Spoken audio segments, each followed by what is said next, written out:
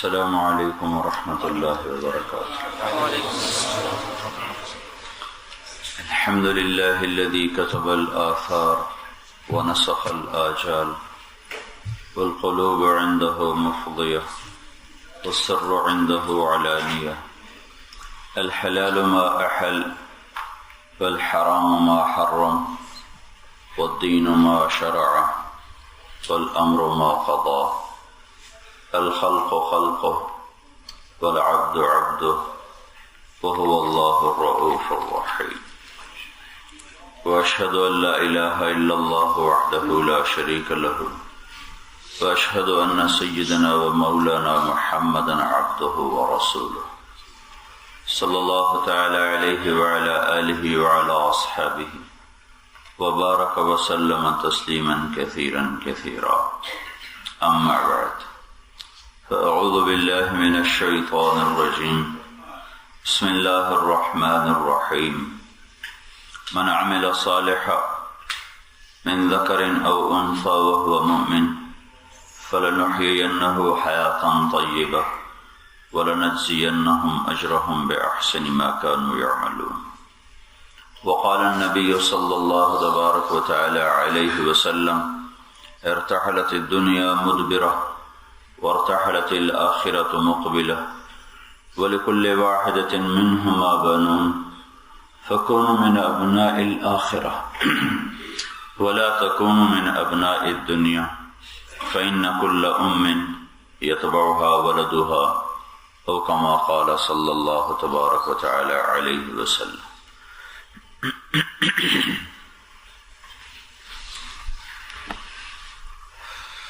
میرے محترم بھائی اور دوستو،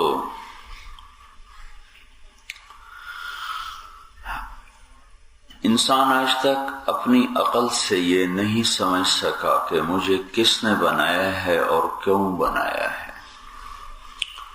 یہ سوال آج بھی ساری دنیا کے انسانوں کے لیے اسی طرح کھڑا ہے جیسے آج سے کئی ہزار سال پہلے کھڑا تھا۔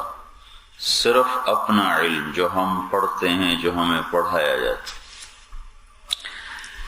اس سوال کا جواب نہیں، یہ کس نے بنایا ہے سب کچھ، کیوں بنایا ہے، دنیا میں آنے کا مقصد کیا ہے۔ ہندوستان کا بڑا وزیر اعظم جواہر لال نہرو اپنی دنیا میں کامیاب انسان گزرا ہے۔ میں اس کی ڈائری کی ایک تحریر پڑھ رہا تھا۔ وہ کہتا ہے کہ میں ایک سیاستدان ہوں اور مجھے سیاست سے بہت کم فرصت ملتی ہے۔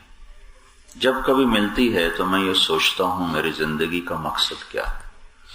جو کچھ میں کر رہا ہوں یہ تو ہرگز نہیں ہے، جو ہے اس کا مجھے پتہ کوئی نہیں ہے۔ یہ ایک اس انسان کی تحریر ہے جس کو لوگ کہتے ہیں بڑی کامیاب زندگی گزاری۔ اس سوال کا جواب سوائے آسمان کے علم کے کسی کے پاس ہے کوئی نہیں۔ یہ زندگی، یہ موت، اتنی خوبصورت جگہ چھوڑنے کا کس کو جی چاہتا؟ کتنا خوبصورت شہر ہے، سمندر، سبزہ، کون مرنا چاہے گا؟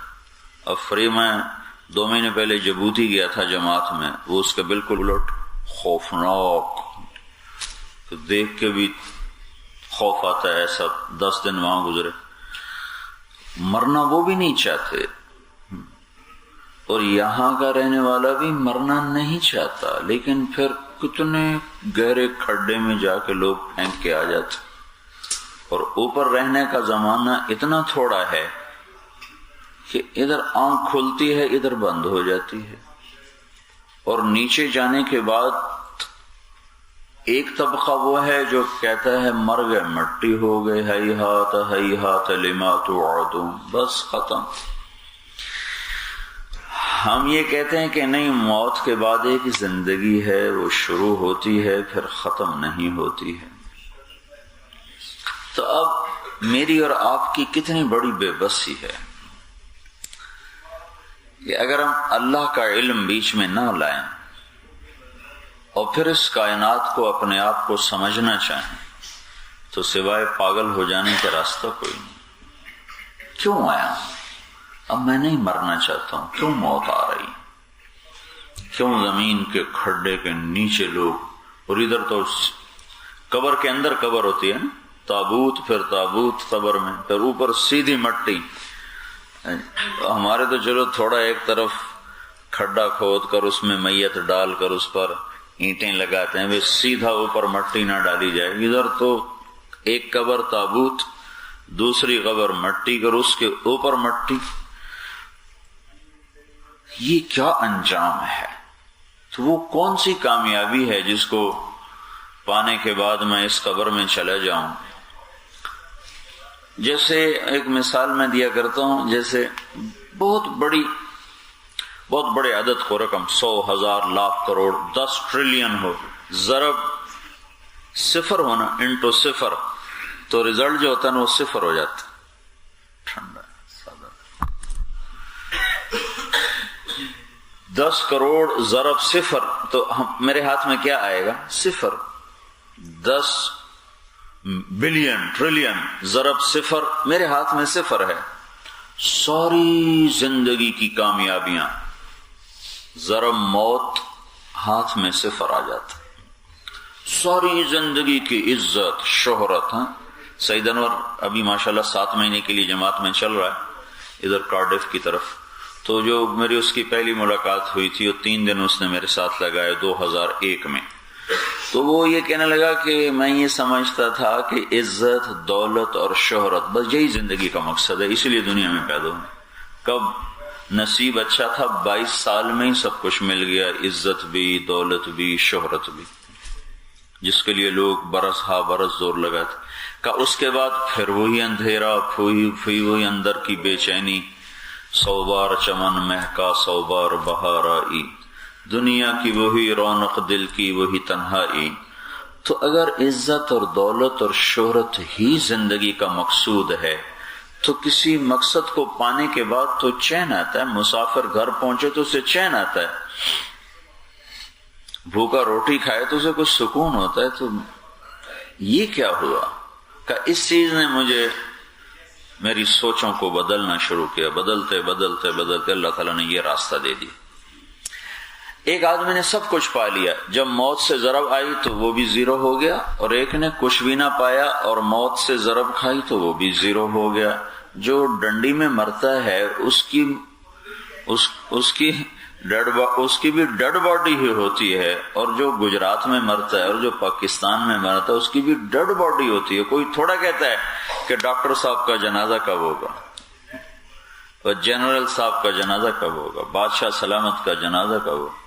پچھلے سال میں عمرے پر تھا تو شاہ فہد مرحوم فوت ہو گئے، تو ان کے غائبانہ نماز جنازہ مکے میں پڑھائی جا رہی تھی. عصر کے بعد ان کا الصلاۃ علی المیت، ہر نماز کے بعد اعلان ہوتا ہے الصلاۃ علی المیت، مردہ پر نماز پڑھو. فہد کے بارے میں بھی جب اعلان ہوا تو الصلاۃ علی المیت، مردہ پر نماز پڑھو. تو موت نے سارے ٹائٹل چھین لیے.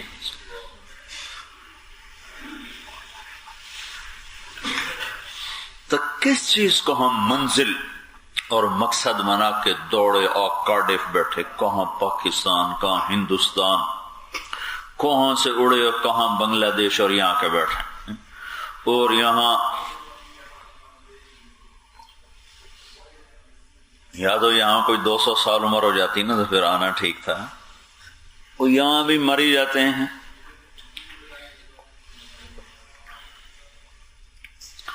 تو موت آ کر ساری کامیابیوں کو زیرو کر دیتی ہے. اور قبر کے نیچے بادشاہ اور فقیر دونوں کی قبر ایک جیسی ہوتی. اس سوال پر آ کر انسانیت ہمیشہ پریشان ہے. تو اس کو اللہ تعالیٰ اپنے غیب سے علم اتارتا ہے، اس کے لیے اپنے بندوں کو چنتا ہے جن کو نبی کا ٹائٹل دیتا ہے، رسول کا ٹائٹل دیتا ہے. وہ اللہ سے علم لے کر آتے ہیں. ان کا علم پڑھائی کا نہیں ہوتا کہ پڑھ کے وہ علم لے لیتے ہیں. ان کو اللہ سیدھا دیتا ہے. نزل بہ الروح الامین علی قلبک، اللہ تعالیٰ سے اترتا ہے علم اور سیدھا ان کے سینے اور دل پر آ کر اتر جاتا ہے۔ ایک دفعہ آپ نے بڑی خوبصورت گفتگو کی تو ابو بکر کہنے لگے یا رسول اللہ یہ باتیں آپ نے کہاں سے سیکھی، ہمیں تو آتی نہیں۔ آپ نے کہا علمنی ربی فاحسن تعلیمی، مجھے میرے رب سکھاتا ہے، مجھے میرا اللہ سکھاتا ہے۔ آپ کسی مدرسے کے تو نہیں پڑھے ہوئے تھے، کسی اسکول کے تو نہیں پڑھے ہوئے تھے، لکھنا پڑھنا نہیں جان۔ ما کنت تدری مل کتاب ولا الایمان ولا تخطه بیمینک، نہ تو آپ لکھنا جانتے ہیں نہ پڑھنا جانتے ہیں۔ لکھا گیا صلح حدیبیہ کا معاہدہ لکھا گیا تو حضرت علی نے لکھا بسم اللہ الرحمن الرحیم، تو سہیل بن عمر نے کہا مٹاؤ اس کو، لکھو بسمک اللہم جو ہم جانتے ہیں، تو آپ نے کہا علی مٹا دو، انہوں نے مٹا کے لکھا بسمک اللہم، دونوں ٹھیک۔ پھر حضرت علی نے لکھا ھذا ما قاضى علیہ محمد الرسول اللہ، یہ وہ عہد نامہ ہے، یہ وہ معاہدہ ہے جو محمد اللہ کا رسول کر رہا ہے صلی اللہ علیہ وسلم۔ تو سہیل بن عمر نے کہا رسول اللہ مٹاؤ، تو یہ رسول مانتے تو لڑتے، محمد بن عبداللہ لکھو۔ تو آپ نے فرمایا ٹھیک ہے، میں محمد بن عبداللہ بھی ہوں، محمد الرسول اللہ بھی ہوں، ٹھیک ہے۔ تو آپ نے کہا علی مٹا دو، کہ یا رسول اللہ یہ میں نہیں مٹاؤں گا، آپ خود مٹائیں، میں نہیں مٹاؤں گا۔ تو آپ نے کہا کہاں لکھا ہوا ہے؟ سبحان، آپ پوچھ رہے ہیں کہاں لکھا ہوا ہے؟ انہوں نے کہا جی یہ لکھا ہوا ہے۔ تو آپ نے اپنے انگوٹھے سے اس پر اپنا انگوٹھا رکھا اور اس کو ایسے زور زور سے ایسے رگڑا، وہ سارا مٹ گیا۔ اب لکھو محمد بن عبداللہ۔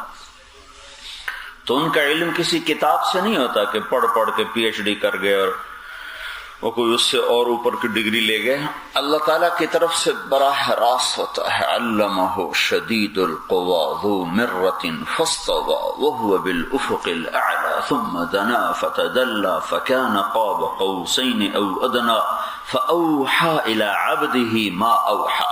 یہ اللہ کا طرز ہے دینے کا اپنے نبیوں کو، اوحى الى عبده ما اوحى، کہ تم سوچ بھی نہیں سکتے کہ میں نے اپنے نبی کے سینے میں کتنے علم بھرے ہوئے ہیں، سوچ بھی نہیں سکتے۔ پھر وہ بے خطا ہیں، وہ غلط نہیں ہو سکتا۔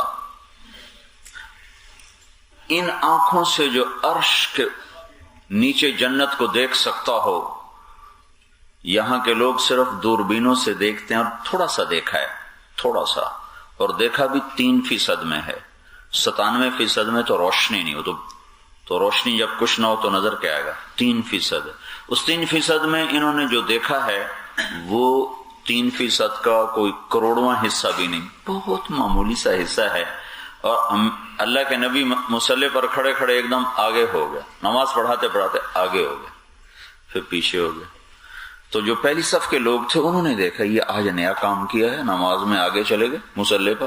جب آپ نے سلام پھیرا تو صحابہ نے کہا یہ آپ نے کیا کیا نماز میں؟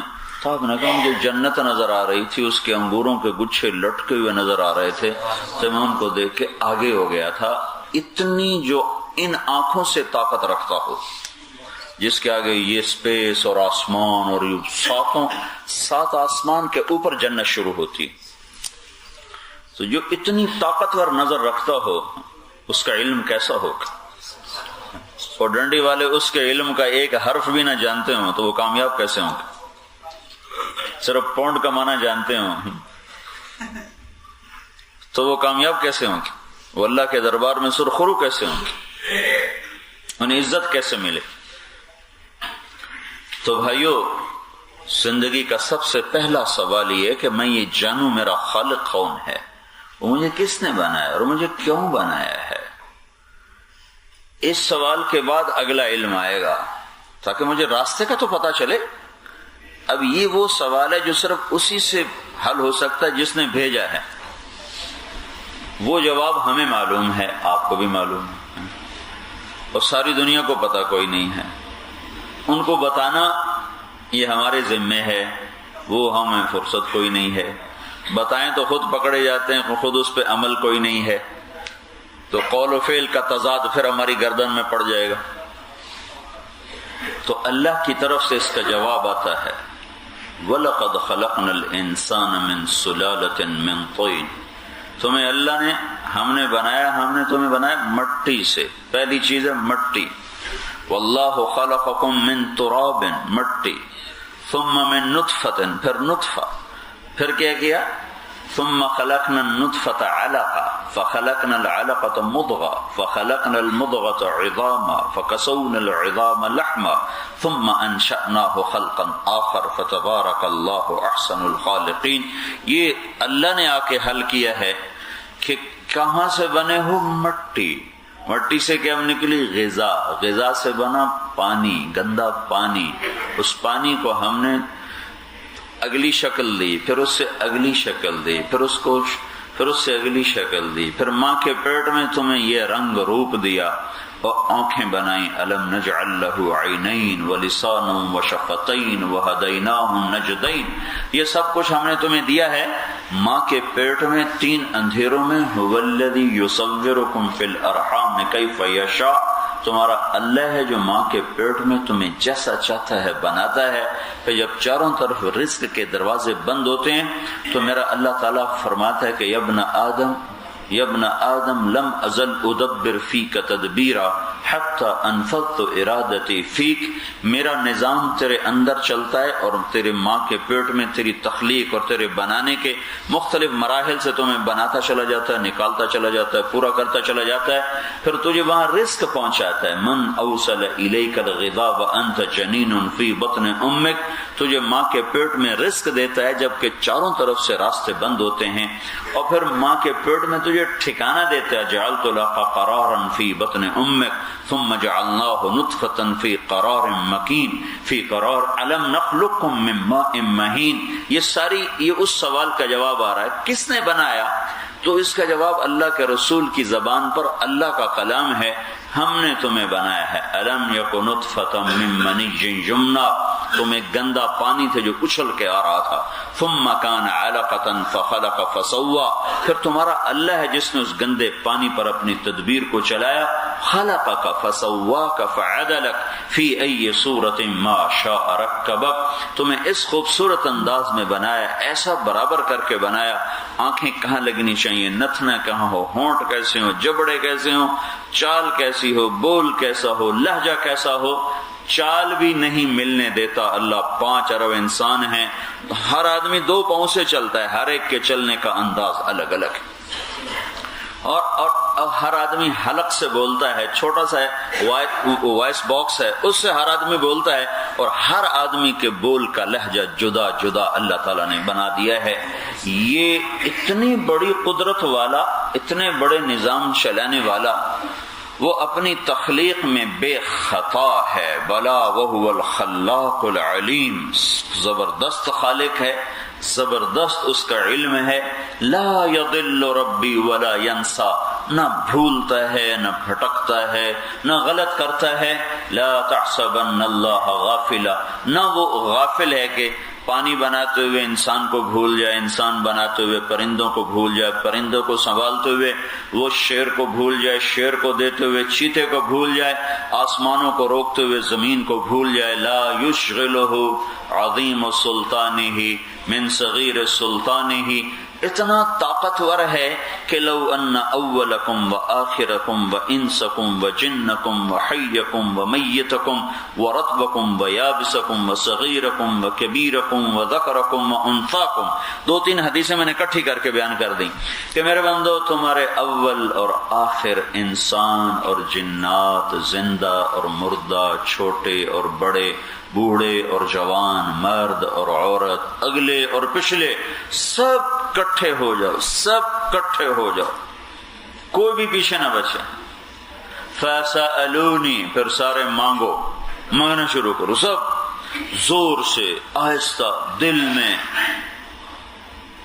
اردو میں، عربی میں، ہندی میں، سندھی میں، گجراتی میں، پنجابی میں، پشتو میں، اور بروہی میں، بلوچی میں، سنسکرت میں، فرانسیسی میں، اور اٹالین میں، اور افریقہ کے جنگلوں کی زبانوں میں، اور سریانی میں، عبرانی میں، اور پنجابی میں، اور فارسی میں، اور ترکی میں، ترکمانی میں، بلتستانی میں، اور گلگتی میں، اور دنیا کی ہر زبان میں مانگو.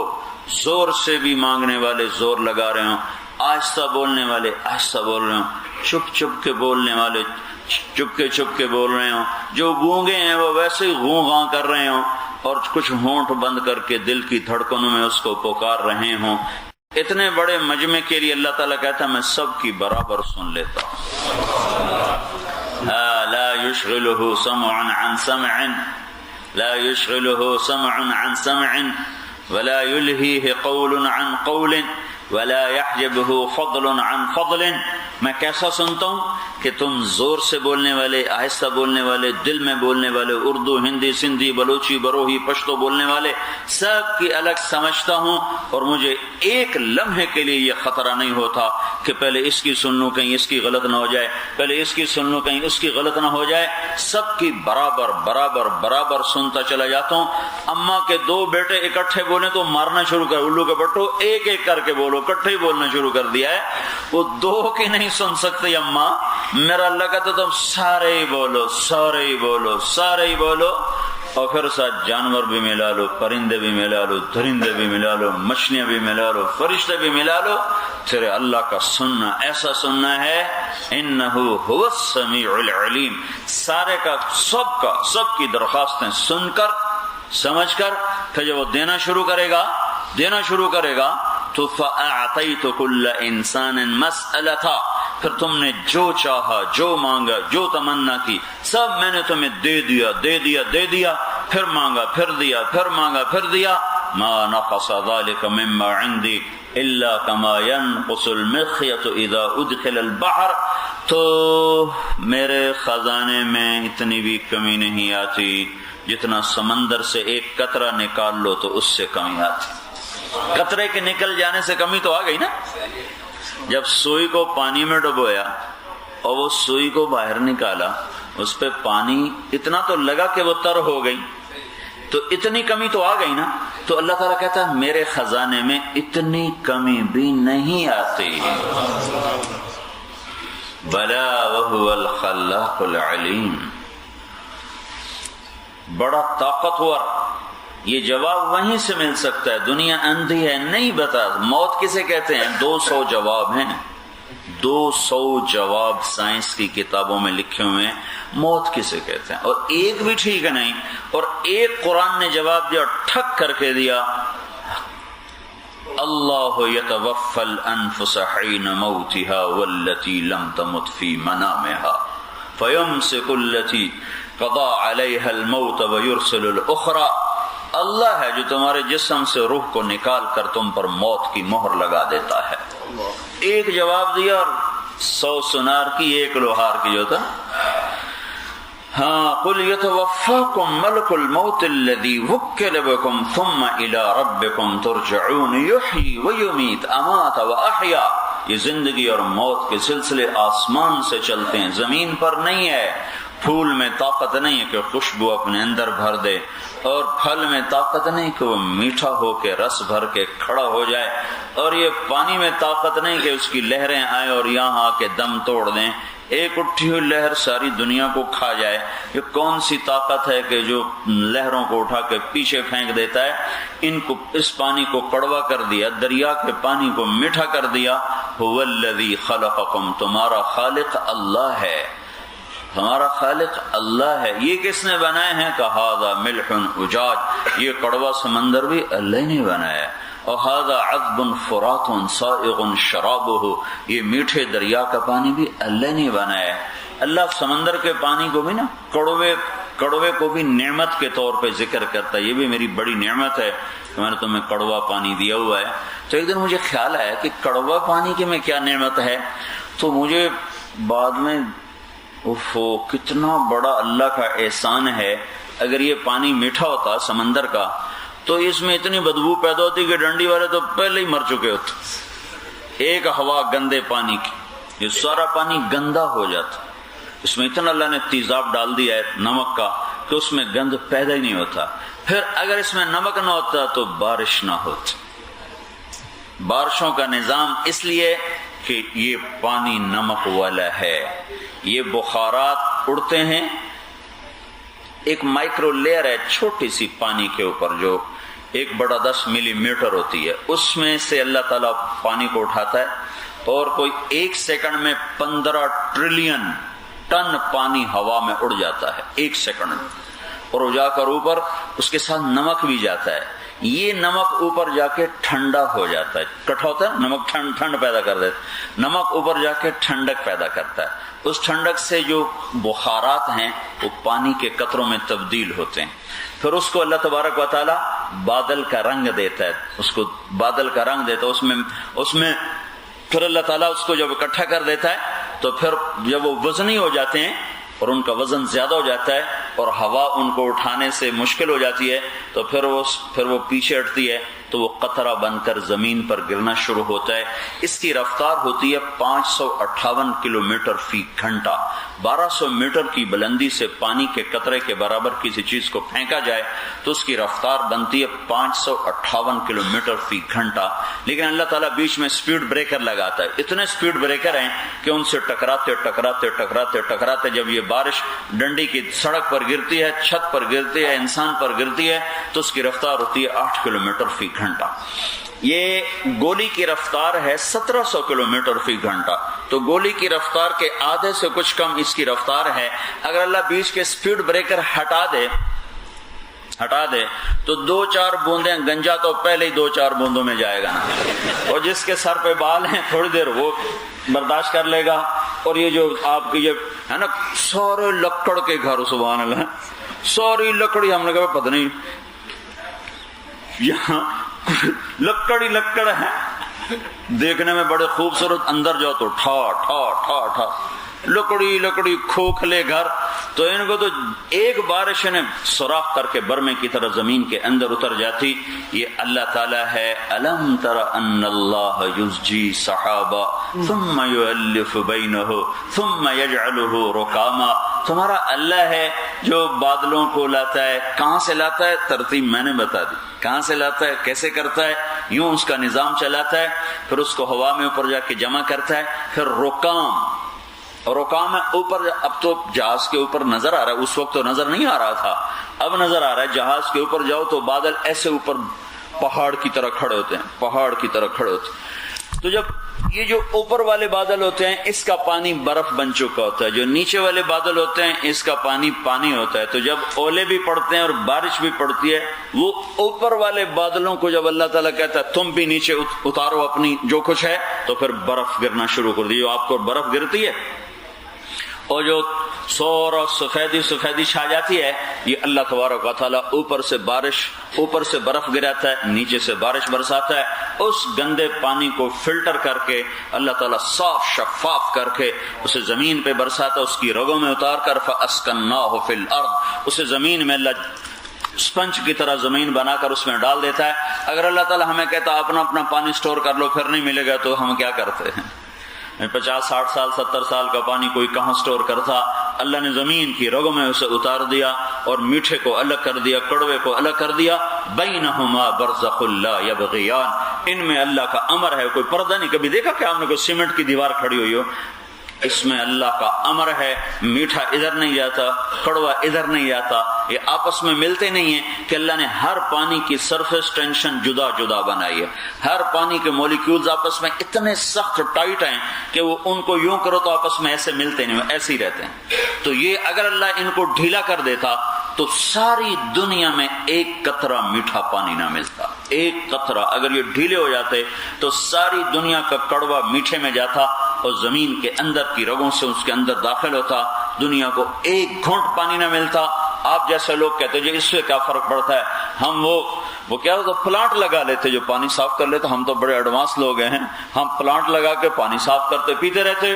تو اللہ نے اس کے لیے بھی ایک آیت رکھی ہوئی ہے ہتھوڑے کی طرح. قل ارأیتم ان اصبح ماؤکم غورا فمن یأتیکم بماء معین.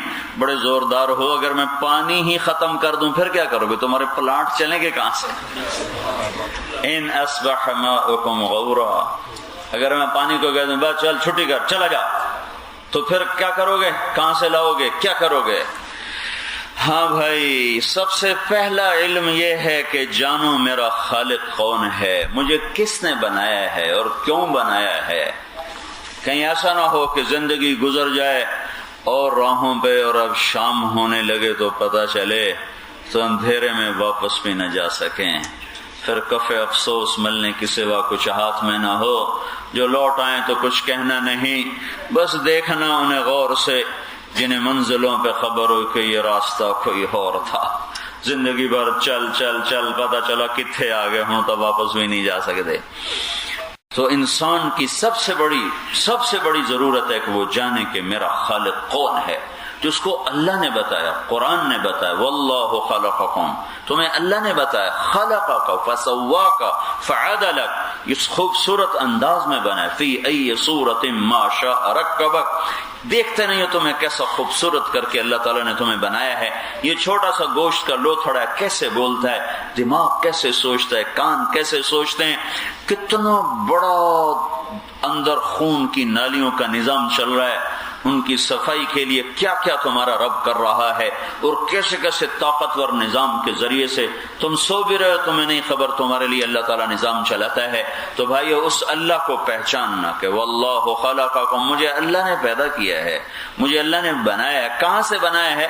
لم یکن شیئا مذکورا، زیرو سے نہیں تھا، نہ ماں نہ باپ، زیرو سے بنایا گیا۔ وہ آدم سے بات چلاؤ، مٹی کو جمع کیا، مٹی سے پہلے چلے جاؤ، مٹی بھی کوئی نہیں ہے، اپنی طاقت سے مٹی کو مٹی بنایا، پانی کو پانی بنایا، ہوا کو ہوا بنایا، اور سمندر کو سمندر بنایا، دریا کو دریا بنایا، سورج کو سورج بنایا، آگ کو آگ بنایا، پتھر کو پتھر بنایا، لوہے کو لوہا بنایا۔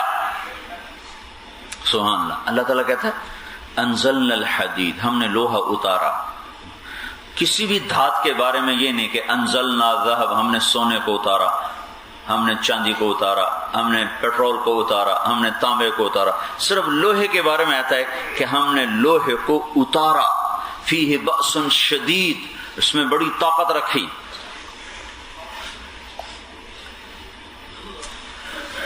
آج انسان کا علم اس سطح پر پہنچا ہے کہ یہ آیت ایسے اپنی پوری طاقت کے ساتھ ظاہر ہوتی ہے۔ زمین بہت چھوٹا سا سیارہ، اس میں لوہا نہیں بن سکتا۔ لوہا اس سیارے میں بنتا ہے جس کا ٹیمپریچر کم از کم 2.5 کروڑ سینٹی گریڈ ہو، کم از کم وہاں لوہا تیار ہوتا ہے۔ زمین میں لوہا تیار نہیں ہو سکتا، اور وہ سورج سے بھی بڑا سیارہ ہونا چاہیے تب جا کر اس میں لوہا تیار ہوتا ہے۔ تو کسی اوپر کی خلا کے سیاروں میں اللہ تعالیٰ نے لوہے کو تیار کیا، پھر اس کو وہاں سے توڑا، پھر اس کو وہاں سے چلایا، پھر اس کو زمین کے اندر جا کے اتارا اور پھنسایا۔ پھر آج کا انسان لوہے پر 100 منزلہ بلڈنگ بنا رہا ہے، 125 منزلہ بلڈنگ بنا رہا ہے، اور ٹینک بنا رہا ہے، جہاز بنا رہا ہے، اور شروع سے تلوار بنا رہا ہے، چھری بنا رہا ہے۔ انزلنا الحدید فیہ بأس شدید، کہ اللہ نے کہا میں نے اس کو اتارا ہے تمہارے نفع اور فائدے کے لیے۔ تو بھائیو اللہ کا شکر ہے ہم مسلمان ہیں، ہمیں اتنا تو پتہ ہے کہ ہمارا خالق اللہ ہے جو ہمیں بنانے والا، کیوں بنایا اس کا بھی پتہ ہے، ہم کرتے کوئی نہیں ہیں، مانتے کوئی نہیں ہیں، لیکن پتہ ضرور ہے وما خلقت الجن والانس الا لیعبدون، ہمیں بنایا گیا کہ ہم اللہ کی مان لیں، اللہ کے بندے بن کر چلیں، اپنی ضرورتوں کے غلام مت بنو، اللہ کے غلام بن کر چلو، اللہ کے ماننے والے بن کر چلو، کہ سارے خزانوں کا، ساری عزتوں کا، سارے حالات واقعات کا فیصلہ آسمان پر ہوتا ہے، زمین پر نہیں ہوتا۔ تو اللہ کی بندگی ہمارا دنیا میں آنے کا موضوع ہے۔ اب ہمیں پتہ نہیں تھا کہ ہم اللہ کی پوجا کیسے کریں، اس کو راضی کیسے کریں، تو اللہ اور ہمارے درمیان ایک واسطہ بنا حضرت محمد صلی اللہ تبارک و تعالی علیہ وسلم کی ہستی، محمد الرسول اللہ صلی اللہ تعالی علیہ وسلم کو اللہ تعالیٰ نے سید الاولین والآخرین اور ساری انسانیت کا سردار بنا کر آپ نے کہا انا سید ولد آدم یوم القیامت ولا فخر، قیامت کے دن تم مجھے دیکھنا، آج تو میرے طریقوں پر تم نہیں چلتے ہو ڈنڈی والے، قیامت کے دن تم دیکھنا ساری عزتیں، ساری سرداریاں، اس کا جھنڈا میرے سر پہ ہوگا۔ انا خطیبہم اذا انستو، انا قائدہم اذا وفدو، انا مبشرہم اذا ایسو، انا شافعہم اذا حبسو، جس دن لوگ چلیں گے سب سے آگے میں چلوں گا، لواء الحمد بیدی یوم القیامہ، اللہ کا جھنڈا میرے سر کے اوپر لہرا رہا ہوگا۔ ہر حکومت کا جھنڈا ہوتا ہے نا، آپ کے انگلستان کا بھی جھنڈا ہے، ہندوستان کا بھی ہے، پاکستان کا بھی ہے، امریکہ بھی، ہر ملک کا ایک جھنڈا ہے۔ تو اللہ آپ نے کہا اس دن اللہ کا بھی ایک جھنڈا ہوگا جو میرے سر کے اوپر ایسے لہرا رہا ہو، اور میرے ہاتھ میں ہوگا وہ جھنڈا اور میرے سر کے اوپر ہوگا وَإِنَّ آدَمَ وَجَمِيعَ الْأَنْبِيَاءِ مِنْ وُلْدِ آدَمَ تَحْتَ لِوَائِي، اور انسان تو انسان ہے، عام انسان، آدم علیہ السلام سے لے کر عیسیٰ علیہ السلام تک سارے نبی میرے جھنڈے کے نیچے ہوں گے۔ انا خطیبہم، میں ان کا خطیب ہوں گا، جب لوگ خاموش میں بولنے والا، جب لوگ اللہ کی طرف چلیں گے میں آگے لیڈ کرنے والا، جب لوگ نا امید ہوں گے میں خوشخبریاں دینے والا، جب لوگ کو اللہ تعالیٰ پکڑ لے گا تو میری شفاعت پر حساب شروع ہونے والا۔ یہ فرمایا قیامت کے دن دیکھنا یطوف علی الف خادم، میرے چاروں طرف جنت کے 1000 غلام اللہ جنت سے نکال کر میدان معاشر میں ہی اللہ کے نبی کے لیے 1000 جنت کے خدام آپ کے چاروں طرف گھیرا ڈال کے کھڑے ہو جائیں گے، اور الی مفاتیح الجنہ، اور جنت کی چابی میرے ہاتھ میں ہوگی، میرے ہاتھ میں ہوگی۔ ان الجنت حرمت علی الانبیاء حتی ادخلها وانها لمحرمۃ علی الامم حتی تدخلها امتی، کوئی نبی جنت میں نہیں جا سکتا جب تک میں نہ چلا جاؤں، اور کوئی امت جنت میں نہیں جا سکتی جب تک میری امت نہ چلی جائے۔ تو بندوں اور اللہ کے درمیان ایک واسطہ ہے، حضرت محمد صلی اللہ تبارک و تعالی علیہ وسلم کی ہستی اور آپ کی ذات، جن کو اللہ تعالیٰ نے ساری کائنات میں سے چاہا۔ دیکھو جب آدمی کسی کو پسند کرتا ہے تو اپنے سٹیٹس اور معیار کا کرتا ہے، تو اللہ کے معیار کو کوئی کیسے ناپے اور تولے، تو اللہ نے جس کو چاہا ہوگا وہ کیسا ہوگا۔ آدم وہ پوچھا، انہوں نے ابو ہریرہ نے پوچھا یا رسول اللہ آپ کو نبوت کب ملی، آپ کو نبوت کب ملی؟ تو اس کا عام جواب تھا 40 سال کی عمر میں، اور زیادہ تحقیقی جواب تھا 40 سال 6 ماہ 10 دن۔ آپ کی عمر مبارک جب 40 سال 6 ماہ اور 10 دن تھی تو جبریل آئے غار حرا میں 21 رمضان المبارک۔ لیکن آپ نے کیا جواب دیا؟ نہ 40 سال نہ 40 سال 6 ماہ، آپ نے جواب دیا کنت نبیا وان آدم بین الروح والجسد، ابھی آدم علیہ السلام کا پتلا شروع نہیں ہوا تھا کہ مجھے نبوت مل چکی تھی۔ اللہ نے قسم کھائی ہے یاسین والقرآن الحکیم انک لمن المرسلین، مجھے قرآن کی قسم ہے تو میرا رسول ہے۔ سورہ یاسین ایک حدیث میں آتا ہے اللہ نے سورہ یاسین کی تلاوت فرمائی زمین آسمان کے بننے سے 1000 سال پہلے، نہ زمین نہ آسمان نہ فرشتے، نہ زمین نہ آسمان نہ فرشتے، اللہ نے سورہ یاسین کو پڑھا زمین آسمان کے بننے سے 1000 سال پہلے۔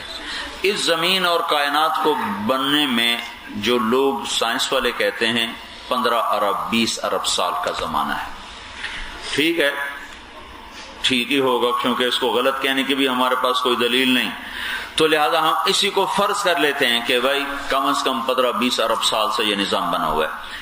اور آسمان اور جنت وہ تو پتہ نہیں کب اللہ نے بنائے تھے، اس کا تو کسی کو نہیں پتہ، نا اس سے 1000 برس پہلے، نہ انسان تو بڑے بات کی مخلوق، انسانوں سے پہلے جن تھے، جنوں سے پہلے ایک اور مخلوق تھی، پھر فرشتے۔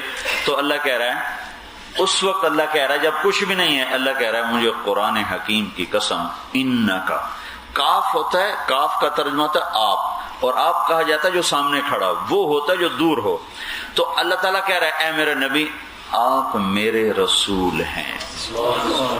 تو کوئی آگے کھڑا ہے نا جس کو کہہ رہے ہیں انک لمن المرسلین علی صراط مستقیم، کہ میں قسم اٹھاتا ہوں قرآن حکیم کی کہ تو میرا رسول ہے۔ تو اسی وقت کہا جائے گا جب آگے کوئی موجود ہے، ورنہ اللہ کہتا ہے انہ لمن المرسلین، وہ میرا رسول ہے جو بعد میں آئے گا کہ انک لمن المرسلین۔ یہ عزت ہے اللہ کے محبوب کی اللہ کے دربار میں کہ ابھی آدم بھی وجود میں نہیں آئے اور اللہ تعالیٰ نے آپ کی ہستی کو وجود بخشا ہے، اور ساری کائنات کو حکم دیا ہے کہ مجھے راضی کرو۔ ہمیں حکم دیا، میں آپ سے کیوں بیان کر رہا ہوں، آپ کیوں سننے آئے بیٹھ ہو، کہ اللہ راضی ہو جائے۔ موسیٰ علیہ السلام اتنے بڑے نبی ہیں، کہہ رہے ہیں عجلت الیک رب لترضی، یا اللہ میں اس لیے آیا ہوں کہ تو راضی ہو جائے۔ ساری کائنات کو حکم دینے والا کہ مجھے راضی کرو، وہ اپنے نبی سے کہتا وَلَسَوْفَ يُعْتِيكَ رَبُّكَ فَتَرْضَى، میں تجھے راضی کروں گا۔ مقام سمجھو بھائیو، اوئے ہوئے ہوئے، کیا مرد کیا عورت، ہم سب نے بغاوت کر دی اللہ کے نبی سے۔ چند دن وہی نہیں آئی تو کافر کہنے لگے ودعہ ربہ وقلا، اس کا رب اسے چھوڑ گیا، اس کا رب اس سے ناراض ہو گیا۔ تو یہ بات گردش، اور وہی نہیں آ رہی، اللہ کی حکمت ہے وہی نہیں آ رہی، اور یہ بات گردش کر رہی۔ تو حضرت خدیجہ رضی اللہ تعالیٰ عنہ انہوں نے بھی ایک دفعہ کہہ دیا یا رسول اللہ کہیں اللہ ناراض تو نہیں ہو گیا۔ تو اپنوں کی بات بڑی سخت لگتی ہے، زیادہ لگتی۔ یہ جماعت میں جا کر لوگ گالیاں بھی سن لیتے ہیں، گھر میں آ کر بیوی کی ایک بھی نہیں سن سکتے، لڑائی شروع کر دیتے۔ اپنے سگے بھائی سے نہیں سنیں گے، باہر جماعت میں پتھر بھی کھا لیں گے، گھر میں آ کر سگے بھائی کی اف بھی نہیں سنیں گے۔ جہاں تعلق ہوتا ہے نا وہاں احساسات ذرا بیدار ہو جاتے، جہاں تعلق نہیں ہوتا وہاں احساسات ٹھنڈے ہوتے۔ تو جب حضرت خدیجہ نے کہا یا رسول اللہ اللہ ناراض تو نہیں ہوگا، بھائی یہ بات آپ کو بڑی لگ گئی، بھائی یہ لگنی تھی کہ ایک دم جبریل پسینہ پسینہ بھاگے ہوئے آئے، والضحیٰ واللیل اذا سجى ما ودعك ربك وما قلى وللآخرة خير لك من الأولى ولسوف يعطيك ربك فترضى۔ کمال ہو گیا۔ جہاں تھوڑا سا گلہ آ جائے تو پھر اگلا نا صفائی پیش کرتے ہوئے قسم پہلے اٹھاتا ہے، بات بعد میں کرتا ہے، ٹھیک ہے نا۔ جہاں تھوڑا گلہ آ جائے تو اگلا جو ہوتا ہے نا گلے کی صفائی کے لیے بات نہیں پہلے کرتا، پہلے قسم کھائے گا تاکہ اگلے کو یقین آ جائے۔ تو بھلا اللہ جیسی پاک ذات کو قسم اٹھانے کی ضرورت ہے؟ تو کتنا بڑا محبوب ہے جس کے لیے قسمیں اٹھا رہا ہے۔ والضحیٰ، مجھے اس چمکتے دن کی قسم، واللیل اذا سجا، مجھے اس سحرات کی قسم، ما ودعک ربک وما قلی، میں نہ تجھ پہ ناراض ہوں نہ میں نے تمہیں چھوڑا ہے۔ اللہ اکبر۔ جس کو اس کا خالق قسمیں اٹھا کے منائے، ڈنڈی والے اس کی زندگی سے بغاوت کر دیں، اے ہائے ہائے۔ ایک اور ترجمہ جو امام راضی نے کیا، والضحیٰ، مجھے تیرے روشن چہرے کی قسم، واللیل اذا سجا، مجھے تیری سیاہ زلفوں کی قسم۔ اس کا ایک اور ترجمہ ہے، وہ بھی امام راضی نے کیا، والضحیٰ، مجھے تیرے روشن علم کی قسم، واللیل اذا سجا، مجھے تیرے ستاری کی چادر کی قسم جس میں تو امت کے گناہ گاروں کو چھپا لیتے۔ ہوئے ہوئے کیا کر دیا ترجمہ، کیا عظیم انسان تھے۔ گناہ کو چھپانا، گناہگار کو چھپا لینا، مائز آ رہے ہیں یا رسول اللہ میں نے زنا کیا مجھے پاک کریں، کہا چلا جا، کوئی نہیں زنا کیا تو نے، چوما ہوگا، چلا جا۔ مجرم پر بھی چادر ڈالنے والا، اس کی امت نے کیمرے فوکس کیے دیکھنے کون کیا کرتا ہے، ڈھونڈ ڈھونڈ کے جرم تلاش کرنا شروع کر دیا، ڈھونڈ ڈھونڈ کے کمیاں دیکھ کر ان کو اچھالنا شروع کر دیا، تباہ و برباد ہو گیا۔ میرے نبی ما ودعک ربک وما قلی، میں نے کوئی نہیں تمہیں چھوڑا، میں کوئی نہیں تم پہ ناراض ہوں، وللآخرۃ خیر لک من الاولی، آخرت کا تو بادشاہ ہے اور دنیا تو گزرگاہ ہے، ولسوف یعطیک ربک فترضی، میں تمہیں اتنا دینے والا ہوں کہ تو بس راضی ہو جائے۔ فترضی، یہ جو فا ہے نا، فا یہ یہاں بڑا طاقتور مطلب پیش کر رہی۔ فا عربی واحد زبان ہے جس میں حرف کا بھی مطلب ہوتا ہے، حرف۔ ہمارے ہاں سین کا کوئی مطلب ہے، فا کا کوئی مطلب نہیں، عربی زبان میں سین کا بھی مطلب ہے، فا کا بھی مطلب ہے، واو کا بھی مطلب ہے، یہ عجیب زبان اللہ نے بنائی۔ فترضی، فا کا مطلب یہاں یہ ہے کہ میرے محبوب تجھے خود بھی نہیں پتا کہ میں تمہیں کتنا کچھ دینے والا، اتنا دوں گا کہ بس۔ یہ جو فا کا ترجمہ میں سمجھاؤں، ایک عرب شہزادہ میرے ساتھ جماعت میں نکلا ہوا تھا، جماعت تھی ہماری پشاور، مسجد محابت خان سے نکلے تو وہ باہر کھڑا مانگ رہا تھا خدا دا پارا، خدا دا پارا، بے اللہ کے نام پہ دو، اللہ کے نام پہ دو۔ تو اب اس کو، یہ پرانی بات ہے، کوئی 84-85 کی بات ہے، تو اس وقت ہوتا تھا کوئی بڑا سخی ہوتا تھا تو 1 روپیہ دے دیتا تھا. تو وہ آ کے گاڑی کے ساتھ لگ گیا, خدائے دا پارا خدائے دا پارا. تو وہ عرب شیخ نے نکالے پیسے, 100 اس کے ہاتھ میں آ گیا, اس نے اس کے ہاتھ میں پکڑا دیا. تو اب وہ اس کا منہ پہلے اوپر تھا تو ایسے کہا خدائے دا پارا خدا. جب اس نے ایسے ہاتھ میں آیا نا تو اس نے دیکھا یہ تو کوئی اور چیز ہے, 1 روپے والا نوٹ تو نہیں ہے. تو پھر اس نے اس کو ایسے دیکھا, ہاں, تو وہ اپنی ساری بات بھول گیا کہ وہ جو دوڑ لگائی ہے وہاں سے ایسا بھاگا. تو میں نے عرب سے کہا پتہ یہ کیوں بھاگا ہے؟ یا نہیں, میں نے کہا اس لیے بھاگا ہے وہ اس کو خیال ہے کہ تو نے غلطی سے 100 روپے دے دے کہ واپس نہ لے لو, اس لیے بھاگا. اس نے تو سارا دن دھکے کھا کے 100 نہیں کمانا تھا, وہ 84 کی بات بتا رہا, تو تم نے اکٹھا ہی 100 دے دیا ہے. جب کسی کو اتنا دو کہ اس کو گمان بھی نہ ہو تو وہ ایک دم راضی ہو جاتا ہے. تو یہ فا کا مطلب یہ ہے میرے محبوب تمہیں اتنا دینے والا ہوں کہ تجھے خود بھی اندازہ نہیں. فترضا, پھر بھی تسلی نہیں ہوئی. پھر اللہ نے آگے پھر کہا دیکھو جب آدمی قسمیں اٹھا لیتا ہے پھر پچھلے احسان بھی جتلاتا ہے. فلاں موقع پہ تیرے ساتھ یہ کیا, بھلا میں تیرے ساتھ دغا کر سکتا ہوں, بے وفائی کر سکتا ہوں. پھر آدمی پچھلے احسان جتلاتا ہے. تو پہلے قسمیں اٹھائیں, پھر کہا الم یجدک یتیما فآویٰ, میں نے تو تجھے ٹھکانہ دیا, بھلا میں تجھ پہ ناراض ہو سکتا ہوں. ووجدک ضالا فہدیٰ, میں نے تو تجھے اپنا آپ تیرے اوپر کھول دیا, تجھے اپنا بنا لیا, بھلا میں تجھ پہ ناراض ہو سکتا ہوں. ووجدک عائلا فاغنیٰ, میں نے تیرے فقر کو غنا میں بدلا, بھلا میں تجھ پہ ناراض ہو سکتا ہوں. اگلی صورت بھی اس کی مضمون کے ساتھ جڑی ہوئی ہے. الم نشرح لک صدرک, میں نے تو تیرا سینہ کھولا. ووضعنا عنک وزرک, میں نے تو تیرے بوجھ اٹھائے. ورفعنا لک ذکرک, میں نے تو تیری ہستی کو بلند کیا, بھلا میں تجھ پہ کیسے ناراض ہو سکتا ہوں. جس کے تھوڑے سے دل میں خیال کو اللہ دور کرنے کے لیے اتنا لمبا قرآن اتارے تو اس کا بندوں پہ کتنا حق ہوگا. یہ تو خالق ہے, وہ خالق ہے, بنانے والا. آپ بھی اللہ کے بندے ہیں, اللہ کے امر سے بنے ہیں. اللہ کا امر نہ ہوتا آپ نہ ہوتے. جو بنا کر اتنا کچھ کر رہا ہو, وہ ہم بدبخت کہاں چلے گئے. کوئی نبی ایسا نہیں تھکا اپنی امت کے لیے, کوئی نبی ایسا نہیں رویا اپنی امت کے لیے, کسی نبی نے ایسے دکھ نہیں دیکھے.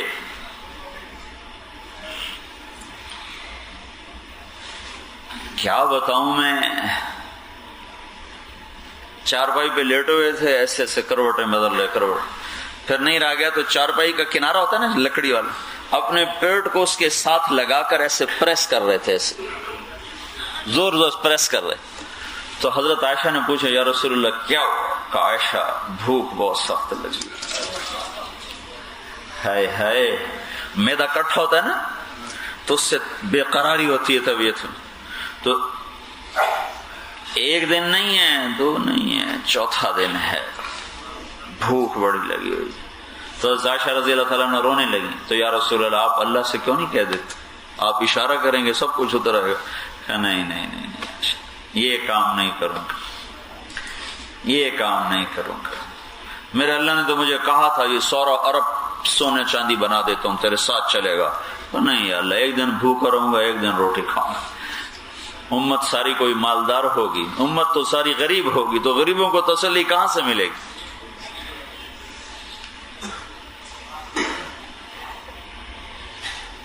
اکثر امت تو فقیروں کی تسلی کے لیے کہ مجھے دیکھ, اس لیے آپ نے کہا جب تم پر غم آئے میرے غم یاد کر لینا. آخر وقت تک چکی چلتی رہی ہے. 60 سال کی عمر میں بیٹا ہوا, 60 سال کی عمر, بڑھاپے کی اولاد تو ویسے دل کے اندر اتر جاتی. اور 18 مہینے کے ہو گئے, آپ اتنے خوش ہوئے تھے, آپ حضرت ماریہ سے ہوئے. تو وہ جگہ آج بھی محفوظ ہے, مشرق, مدینے کے مشرق کی طرف ایک 4 دیواری ہے, مسجد نبوی سے ٹھیک 3 کلومیٹر کے فاصلے پر. پہلے نہیں تھی تو ہم اندر جا کے دیکھ سکتے, اب انہوں نے 4 دیواری بڑی اونچی کر دی ہے تو اندر نہیں دیکھا جائے. یہ وہ جگہ ہے جہاں حضرت ابراہیم رضی اللہ تعالیٰ عنہ پیدا ہوئے, ہمارے نبی کے بیٹے. تو آپ نے ان کو اس جگہ پہ رکھا، کھلی فضا میں، ہوا میں، دودھ پلانے والی کا انتخاب کیا، اور جو خوشخبری لایا تھا اس کو آپ نے ایک اونٹنی انعام میں عطا فرمائی، تو پھر آپ وہاں جاتے تھے، بچے کے ساتھ گود میں لے کے بیٹھتے تھے، کھیلتے تھے۔ 18 مہینے کا ہو گیا، بھاگنے لگا، دوڑنے لگا، بابا بابا ابا کہنے لگا۔ ایک دم پیغام، آپ مسجد میں بیٹھے ہیں، یا رسول اللہ ابراہیم کو کچھ ہو گیا۔ اوہو، کیا منظر تھا وہ جب اللہ کے نبی دوڑ رہے تھے، ایسا چل رہے تھے کہ پیچھے لوگ دوڑ رہے تھے، ہوا کی طرح۔ باپ کا روپ نظر آ رہا ہے کہ باپ، ایسے باپ کی شفقت ہوتی، ایسے باپ کی محبت ہوتی۔ اور جو ہی اندر پہنچے ہیں تو ابراہیم آخری سانسوں میں تھا، آپ نے گود میں لیا تو باپ بیٹے کی نظروں سے نظریں چار ہوئی ہیں، ساتھ ہی ابراہیم کی آنکھیں بند ہو گئی ہیں، ہمارے نبی کی آنکھیں چھلک پڑی ہیں، اور آپ نے کہا ابراہیم بڑا دکھ دے کے گیا، بڑا دکھ دے کے گیا۔ اگر یہ نہ ہوتا کہ میں بھی تیرے پیچھے آ رہا ہوں۔ 6 مہینے پہلے آپ کی، یعنی اس وقت آپ کی عمر کچھ 62.5 سال تھی جب ان کا انتقال ہوا ہے۔ آخر وقت تک کوئی نہ کوئی صدمہ اس نے آپ کو گھیرے میں رکھا ہے۔ اور یہ سارے دکھ ہیں اس امت کے پیچھے۔ تو اللہ تک پہنچنے کے لیے حضرت محمد صلی اللہ تبارک و تعالی علیہ وسلم کی ہستی وہ ذریعہ ہیں، اس کے بغیر کوئی اللہ تک نہیں جا سکتا۔ وہاں سید قریشی کا پاسپورٹ نہیں چلتا، وہاں محمدی پاسپورٹ چلتا ہے۔ میں ہر جگہ بتا رہا ہوں، جن کے ابھی میں آیا ہوں نا تو برٹش پاسپورٹ والے بڑے فخر سے اپنا پاسپورٹ پیش کر، ہم بڑے ڈرے پیش کر رہے تھے، بھائی داڑھی تو پگڑی بامے ناپ بھی نہ رہے، تو بھائی کون لوگوں کہاں سے آئے ہو؟ ادھر پاکستانی پاسپورٹ ہے تو برٹش پاسپورٹ ایسے کر۔ تو جس دن قیامت ہوگی نا تو اللہ کہے گا محمدی پاسپورٹ دکھاؤ، محمدی پاسپورٹ، برٹش نہیں، پاکستانی نہیں، انڈین نہیں، برٹش نہیں، محمدی پاسپورٹ دکھاؤ، کدھر ہے؟ لائے ہو؟ جس کے پاس ہوگا اس پہ جنت کا ویزا لگے گا، باقی سب دھکا دے دیا جائے گا۔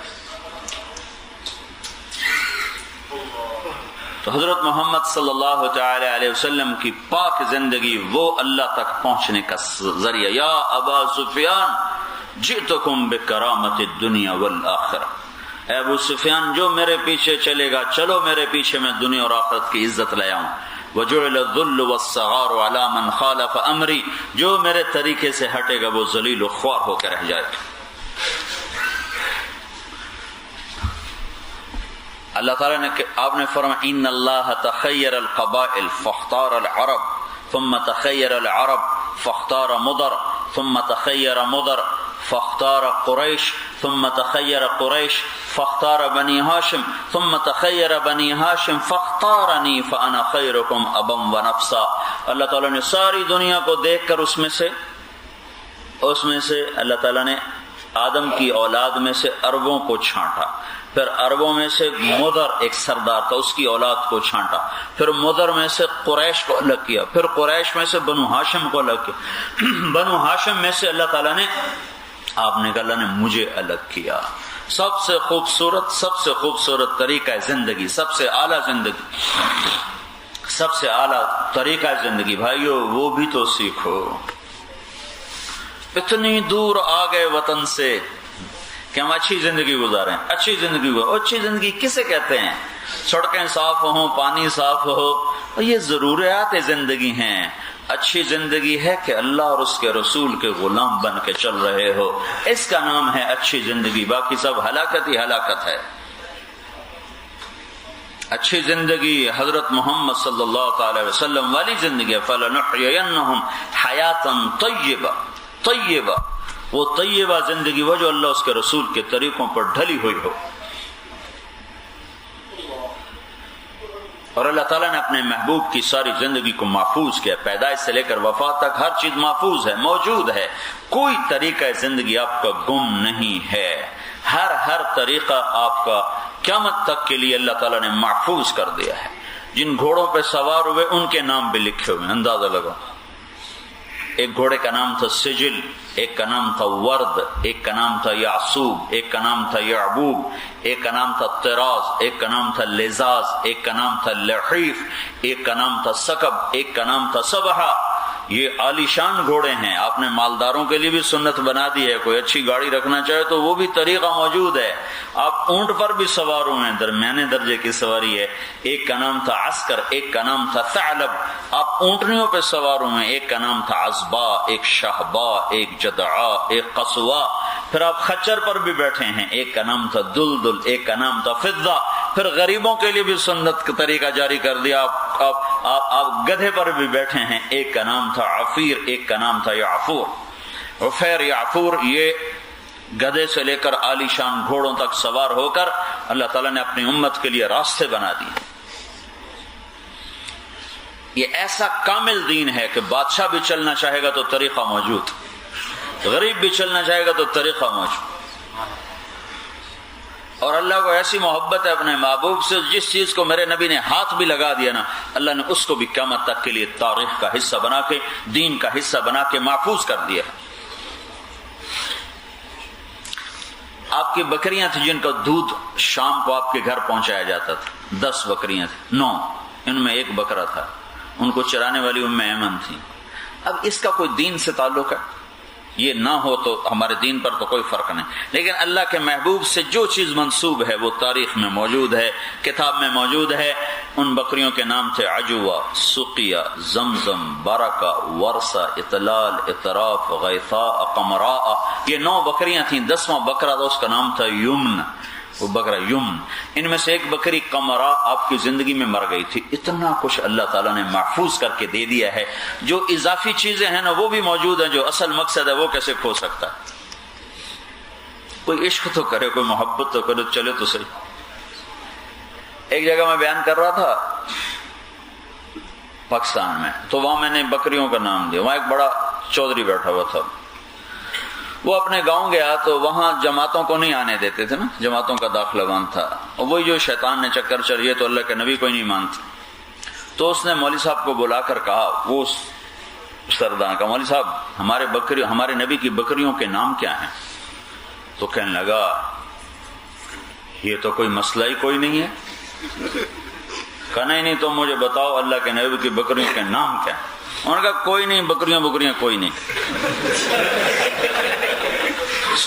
اس نے کہا تم نے آج تک مجھے یہ کہا کہ یہ تبلیغ والے اللہ کے رسول کو نہیں مانتے، میں ابھی ان کے مولوی کی بات سن کے آ رہا ہوں، وہ تو نبی کی بکریوں کو مانتے ہیں، تم آج کے بعد تم نے کسی جماعت کو نہیں روکا۔ اس سارے علاقے میں جماعتوں کا راستہ کھل گیا۔ تو بھائیو، اس محبوب کے پیچھے پھرو جس کے پیچھے چل کے منزل ملنے والی ہے۔ کدھر بھاگ رہے ہو؟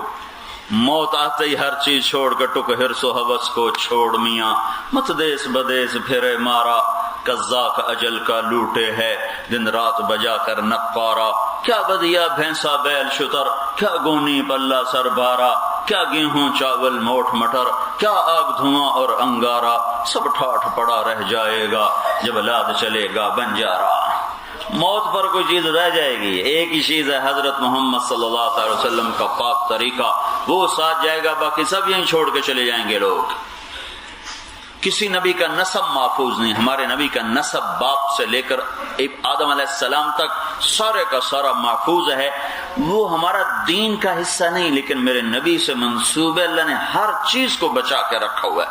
محمد بن عبداللہ بن عبد المطلب بن ہاشم بن عبد مناف بن قصی بن کلاب بن مرہ بن کعب بن لبی بن غالب بن فہر بن مالک بن نضر بن کنانہ بن خزیمہ بن مدرکہ بن الیاس بن مضر بن نزار بن معاد بن عدنان بن اود بن حمیسع بن سلامان بن عوس بن بوز بن قموال بن ابی بن عوام بن ناشد بن حذاء بن بلداس بن یدلاف بن طابق بن جاحم بن ناحش بن ماقی بن عیفی بن عبقر بن عبید بن الدعاء بن حمدان بن سنبر بن یثربی بن یحزن بن یلحن بن ارعوى بن عیدی بن زیشان بن عیسر بن اقناد بن ایہام بن مقصر بن ناحث بن زارح بن سمی بن مزی بن عوض بن عرام بن قیدار بن اسماعیل بن ابراہیم بن آذر بن ناحور بن سروج بن رعو بن فائد بن عابر بن ارفخشاد بن سام بن نوح بن لامک بن متوشال بن ادریس بن یرد بن ملحل ایل بن قینان بن آنوش بن شیس اور بن آدم علیہ السلام.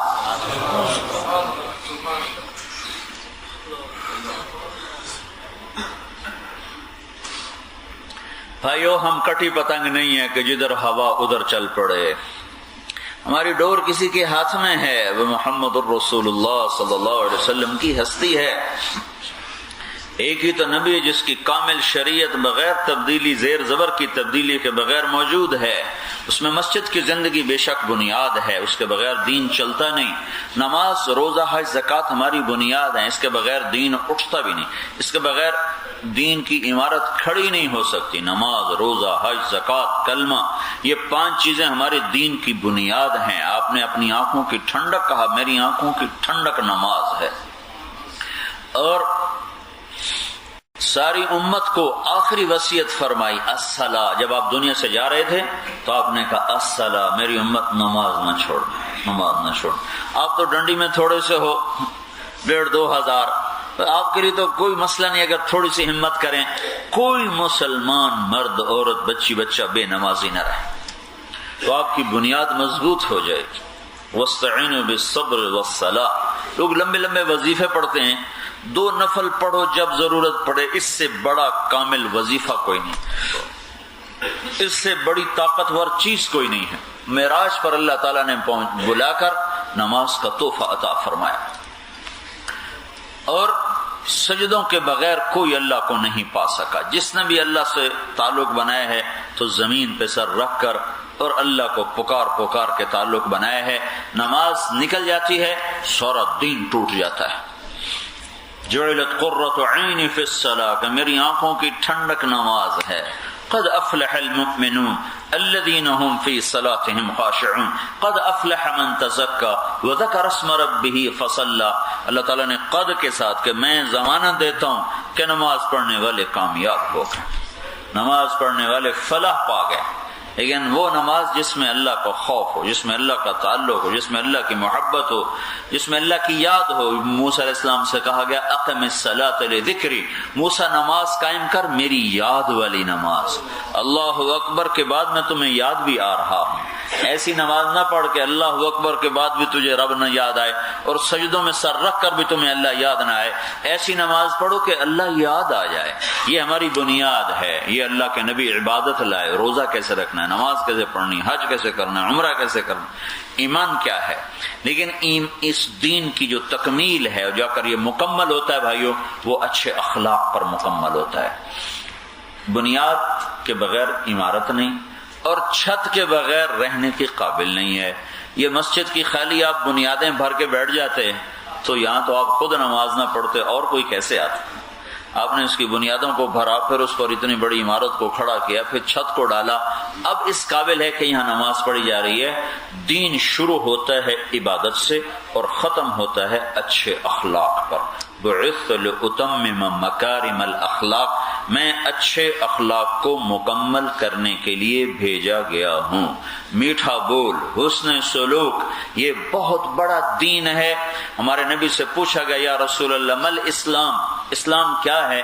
تو آپ نے کہا اطعام الطعام و طیب الکلام. اسلام کیا ہے؟ میٹھا بول بولنا اور کھانا کھلانا. اور دوسری حدیث ہے اسلام کیا ہے؟ تو آپ نے کہا کلمہ، نماز، روزہ، حج، زکوٰۃ ہے. وہ ابتدا ہے، یہ انتہا ہے. پھر اس نے پوچھا مل ایمان یا رسول اللہ، ایمان کیا ہے؟ تو مشہور حدیث ہے ایمان ہے اللہ پر، فرشتوں پر، کتابوں پر، ہے نا بھائی. یہ ایک اور بھی سن لو، یہ آخری درجہ ہے. آپ سے پوچھا گیا یا رسول اللہ مل ایمان، ایمان کیا ہے؟ تو آپ نے فرمایا الصبر والسماحہ، ایمان ہے صبر کرنا اور معاف کرنا. صبر کرنا، سماحہ کے مطلب صبر کرنا، معاف کرنا، صبر کرنا، نرم طبیعت ہونا، صبر کرنا، سخاوت کرنا، یہ سارے سماحہ کے مطلب ہیں. تو صبر کرنا اور معاف کرنا یہ ایمان کا سب سے اعلیٰ درجہ ہے. مل ایمان کا الصبر والسماحہ. بڑے بڑے مجاہدے انسان کر لیتا ہے، معاف کرنے پر نہیں آتا. جس سے دل دکھ جاتا ہے اس کو معاف کرنے کے لیے سینہ تنگ پڑ جاتا ہے، دل گھٹ جاتا ہے. اور یہ معاف کرنا اتنی بڑی دولت ہے کہ مکے والے آپ کے معجزے دیکھ کے ایمان نہیں لائے، بدر میں فرشتوں کو دیکھا کلمہ نہیں پڑا، شکست ہوئی ایمان نہیں لائے، چاند کے 2 ٹکڑے ہو گئے ایمان نہیں لائے، خندق کی لڑائی میں فرشتے اترے ایمان نہیں لائے، مکے میں آپ فاتحانہ داخل ہوئے 10,000 کا لشکر لے کر، وہ ایمان نہیں لائے. 20 برس کی لڑائی اور آپ تلوار لے کر لشکر لے کر اندر آئے، پھر بھی کلمہ نہیں پڑا. اور جب آپ نے کہا جاؤ میں نے تمہیں معاف کیا تو سب کے سب نے کلمہ پڑھ لی. یہ ایسی دولت ہے، یہ اتنا طاقتور عمل ہے. اس وقت ہمارے پاس اخلاق کی نام کی شے ہی کوئی نہیں.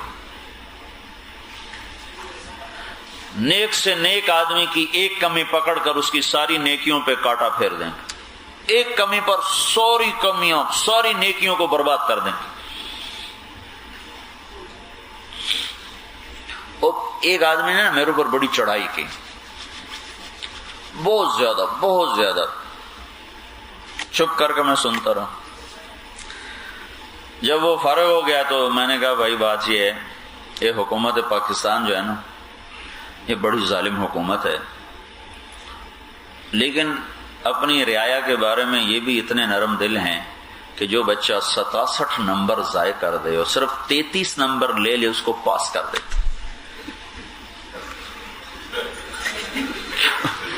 کیا میں 33 والا پاس ہوتا ہے کہ نہیں ہوتا؟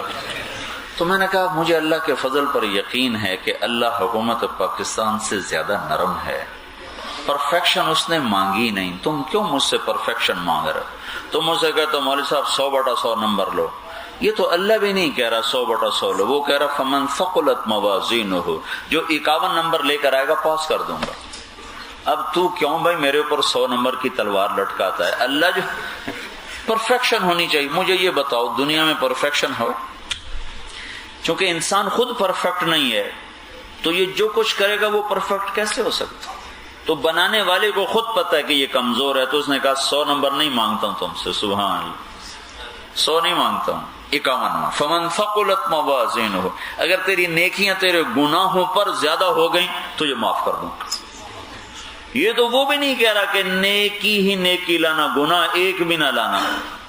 اور سناؤ، اللہ کے نبی نے کہا اگر تم سارے گناہ چھوڑ دو نا، سب نیک بن جاؤ، تو اللہ تم سب کو موت دے کے جنت میں پہنچا دے، اور ایک ایسی مخلوق پیدا کرے جو گناہ کرے پھر بیٹھ کے آنسو بہائے، معافیاں مانگے پھر اللہ انہیں معاف کرے. اللہ کو معاف کرنا اتنا پسند. تو لوگ ہمارے پیچھے پر تم تبلیغ والے ہو، تمہیں 100% ٹھیک ہونا چاہیے، پھر تمہیں تبلیغ کرنی چاہیے. ایسے بے وقوف.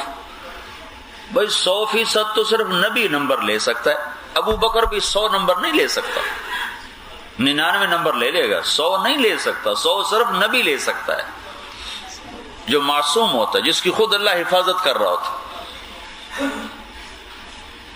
پہلے خود ٹھیک ہونا چاہیے پھر اوروں کو تبلیغ کرنی چاہیے.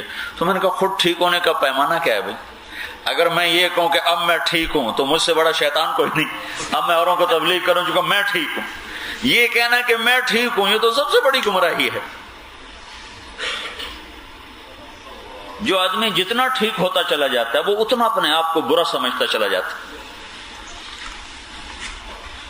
تو یہ تو کوئی معیار ہی کوئی نہیں جناب پہلے ہم ٹھیک ہو جائیں پھر ہم تبلیغ کریں گے. آپ لوگ ایسے ہی منہ اٹھا کے چل پڑتے ہو.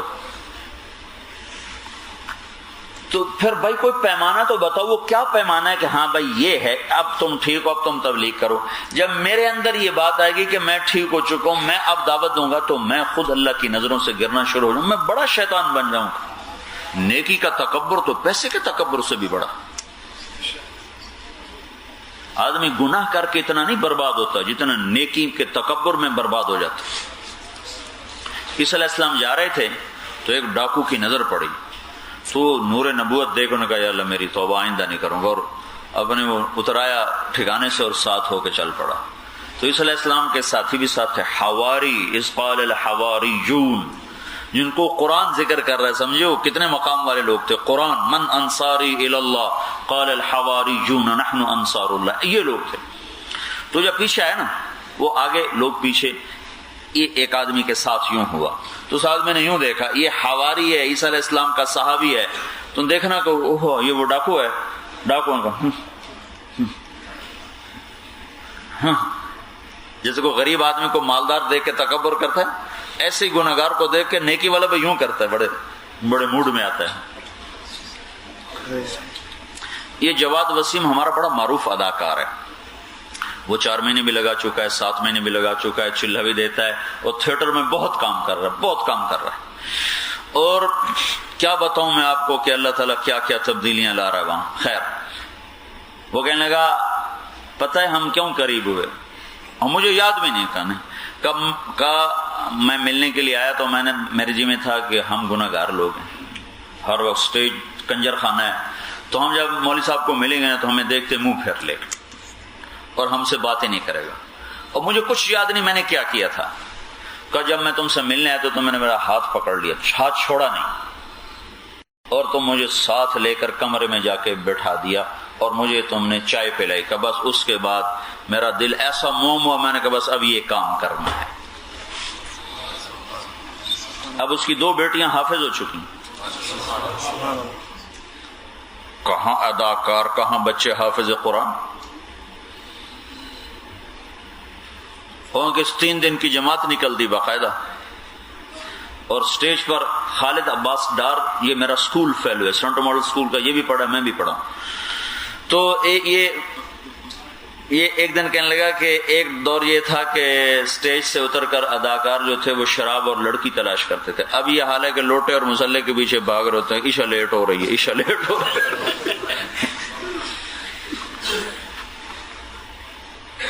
تو عیسیٰ علیہ السلام کے ساتھ نے کہا یہ ہوں جو اس نے کیا نا تکبر سے، تو اللہ تعالیٰ نے جبریل کو بھیجا اور کہا کہ عیسیٰ تیرے پیچھے 2 آدمی آ رہے ہیں، ایک میرا گناہگار بندہ ہے، ایک تیرا ساتھی ہے، ان دونوں سے کہو آج کے بعد نئے سرے سے عمل شروع کرو، ڈاکو کے میں نے پچھلے سارے معاف کر دیے ہیں، اسے کہو تو نئے سرے سے شروع کر، جو تیرا ساتھی اس کے میں نے ساری نیکیاں پچھلی برباد کر دی ہیں، ختم کر دی ہیں، مردود کر دی، اسے کہو اب وہ بھی نئے سرے سے کام شروع کرے۔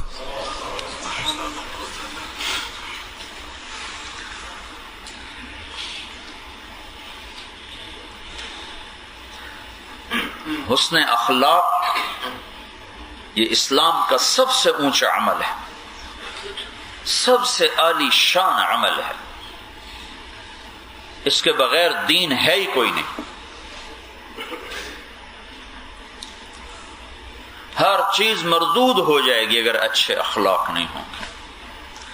تو یہ ترتیب زندگی میں اللہ تعالیٰ کے محبوب صلی اللہ تبارک و تعالی علیہ وسلم نے بتائی اور سمجھائی کہ بہترین مسلمان جو معاف کرنے والا ہو، بہترین ایمان معاف کرنے والا ہو، صبر کرنے والا ہو۔ پھر اس نے پوچھا ای الاسلام افضل، سب سے اعلیٰ درجے کا مسلمان کون ہے؟ تو آپ نے فرمایا من سلم المسلمون من لسانہ ویدہ، سب سے اعلیٰ درجے کا مسلمان وہ ہے جو کسی کو زبان اور ہاتھ سے تکلیف نہ پہنچاتا۔ ساری نیکیوں کو ہم آگ لگا دیتے ہیں تکبر سے، غیبت سے، ہم ٹھیک ہیں یہ غلط ہیں۔ جب آدمی ٹھیک ہونا شروع ہوتا ہے نا تو پہلی دولت یہ ملتی ہے، وہ اپنے آپ کو کہتا ہے میں دنیا کا سب سے بگڑا ہوا انسان۔ ابوبکر شبلی رحمت اللہ علیہ آئے تھے جنید بغدادی کے پاس، بڑا خوبصورت کہانی ہے پر میں صرف اس کا آخری خلاصہ سنا دیتا۔ کہنے لگے جو اللہ نے تجھے دولت دیا یا مفت دے دے یا پیسے لے لے، کہنے لگے مفت دوں گا تو قدر نہیں کرو گے، خریدنا چاہتے ہو تو تیرے پاس پیسے تو ہے نہیں، خریدو گے کیسے؟ کہا پھر کیا کروں؟ اس پر پوری کہانی ہے۔ پھر وہ کیا کروں، انہوں نے کیا 5 برس کے بعد کہنے لگے ابو بکر کیا حال ہے؟ کہنے لگے یوں لگتا ہے جیسے کائنات کا بدترین انسان میں ہوں، مجھ سے برا دنیا میں ہے ہی کوئی نہیں۔ کہا ابو بکر جو سودا اس دن مانگ رہے تھے نا آج اللہ نے تمہیں دے دیا ہے۔ تو یہ عجیب فلسفہ ہے، پہلے خود ٹھیک ہو جاؤ پھر اوروں کو تبلیغ کرو۔ بھائی ٹھیک ہونے کا یہ کوئی بخار تھوڑا ہے کہ ہاں جی اب تمہارا بخار اتر گیا، میں نے تھرمامیٹر دیکھ لیا اب ٹھیک ہے جاؤ تم، یہ کوئی بخار تھوڑا ہے کہ اتر گیا نظر آ گیا۔ تو نفس بلا ہے، پتہ نہیں کب اٹھ جائے سانپ کی طرح۔ تو سب سے بہترین اسلام وہ ہے جس کے اخلاق مکمل ہو جائے، جس کا بول میٹھا ہو، جو غیبت چھوڑ دے، جو جھوٹ چھوڑ دے، جو اوروں کو گالی دینا چھوڑ دے، جو اوروں کی برائی چھوڑ دے، جس کی نظر پاک ہو جائے، جس کا بول میٹھا۔ آپ نے فرمایا بہترین مسلمان وہ ہے جو بیوی سے اچھا سلوک کرے، کیونکہ عرب کے ہاں دستور نہیں تھا عورتوں سے حسن سلوک کا، تو آپ نے کہا سب سے بہترین مسلمان وہ ہے جو اپنی بیوی کے ساتھ اچھا سلوک کرے، اور کہا میں سب سے اچھا سلوک کرتا ہوں اپنی بیوی کے۔ شادی کی اجازت دی، لیکن اتنی بڑی شرط ہے اگر عدل نہیں کرے گا تو ساری نیکیاں اللہ اس کی مردود کر دے گا، اور آدھا حصہ اس کا فالج زدہ ہوگا، فالج ہوگا اس کا پورے آدھے حصہ۔ اور قیامت کا فالج کون دور کرے؟ یہ دنیا کا فالج تو ہے نہیں کہ ٹیکا لگاؤ ٹھیک ہو جائے۔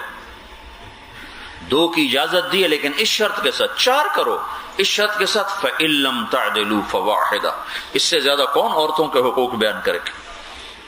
کہ آپ نے فرمایا جو عورتوں پر کے ساتھ ناانصافی کر کے آئے گا تو اس کا پورا آدھا حصہ اللہ کے دربار میں جب آئے گا تو فالج زدہ ہوگا۔ وہ کیسے جائے گا جنت میں؟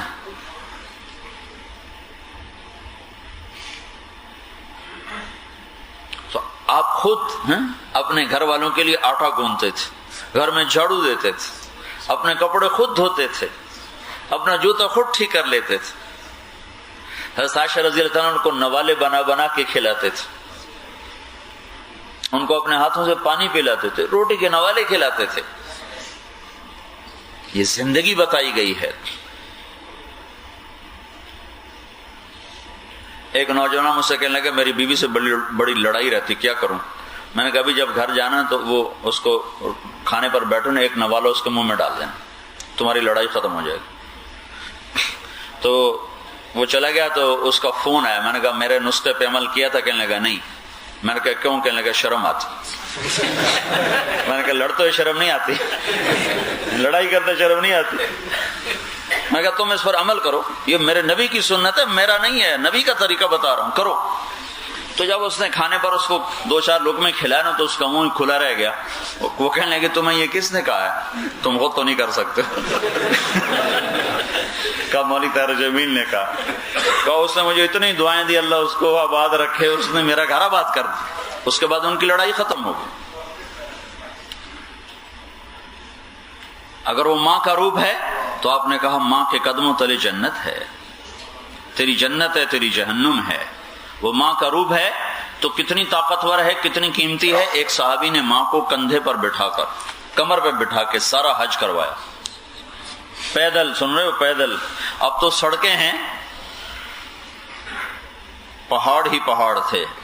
آ کر کہنے لگا یا رسول اللہ میں نے ماں کو حج کرا دیا، حق ادا ہو گیا؟ ماں کا حق ادا ہو گیا؟ تو آپ نے کہا 1 گھونٹ دودھ کا بھی حق ادا نہیں ہوا۔ بچہ کتنا دودھ پیتا ہے؟ 2 سال۔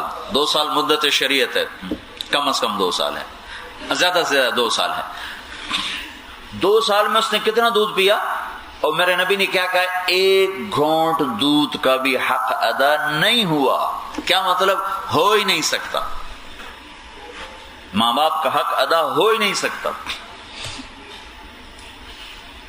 ابو ہریرہ رضی اللہ تعالیٰ عنہ صبح گھر سے نکلتے تو پہلے ماں کی زیارت کرتے۔ حدیث میں آتا ہے جو صبح صبح ماں باپ کی زیارت کرے تو شام تک اس کے لیے جنت کے دروازے کھل جاتے۔ تو صبح صبح گھر سے نکلتے ہیں نا تو پہلے ماں کے پاس جاتے، اما السلام علیکی رحمک اللہ کما ربیتنی صغیرہ۔ اما اللہ تیرا بھلا کرے تو نے مجھے بچپن میں پالا، میری پرورش کی۔ وہ کہتی وعلیک السلام یا بنی ورحمک اللہ کما بررتنی کبیرا۔ اور میرا بیٹا اللہ تیرا بھلا کرے تو نے بڑے ہو کر میرا حق ادا کیا، میری خدمت کی، میرا خیال رکھا، اللہ تجھ پر راضی ہو۔ یہ ماں بیٹے کی گفتگو ہوتی تھی جب آپ صبح گھر سے نکلتے تھے تو ماں سے یوں کہہ کر نکلتے تھے۔ میرے پڑوسی ایک ذمہ دار ہے، بہت بڑا نوجوان، ابھی تبلیغ میں لگا ہے، مجھ سے کہنے لگا جب میں میرے اوپر جب بھی کوئی اوکھا وقت ہے، مشکل وقت ہے، تو میں جا کے پہلے اپنے ماں باپ کو دباتا ہوں، وہ سوتے ہیں ان کو دونوں کو، ماں باپ کو دباتا ہوں، پھر ان کے پاؤں کی طرف بیٹھ کر دونوں کے پاؤں اپنے ہاتھوں میں یوں لے لیتا ہوں، پھر دونوں کے پاؤں چومتا ہوں اور اللہ سے دعا کرتا ہوں۔ وہ کہنے لگا آج تک میری کوئی دعا رد نہیں ہوئی۔ یہ بات اللہ کا نبی بتا رہا ہے، یہ طریقہ زندگی اللہ کا نبی بتا رہا ہے۔ وہ بیٹی کے روپ میں ہو تو اللہ کے نبی نے فرمایا، اللہ نے جس کو 2 بیٹیاں دیں، 3 بیٹیاں دیں، اس نے ان کی شادی کی تو وہ جنت میں میرے ساتھ ایسے ہوگا جیسے 2 انگلیاں۔ ایک عورت نے کہا جس کی 2 بیٹیاں ہوں تو آپ نے کہا اس کی بھی یہی فضیلت ہے، جیسے میرے قریب اس طرح ہوگا۔ ایک عورت نے کہا جس کی 1 بیٹی ہو وہ، تو آپ نے کہا اس کی بھی یہی فضیلت ہو، میرے ساتھ ایسے ہوگا۔ 10 بیٹوں کی شادی کرے کوئی فضیلت کی بات نہیں بتائی گئی، 1 بیٹی کی شادی کر دے اللہ کے نبی نے کہا میرے ساتھ ایسے ہو جائے۔ پھر اولاد کا بتایا، اکرموا اولادکم، سبحان اللہ، میں حیران ہو گیا اس حدیث کو پڑھ کے۔ ابن ماجہ کی روایت ہے، آپ نے کہا اپنی اولاد کا بھی اکرام کرو، ان کو محبت سے تعلیم دو، سختی سے مت دو، آپ کا تو علاقہ ویسے ہی ایسا ہے، ان کو محبت سے تعلیم دو۔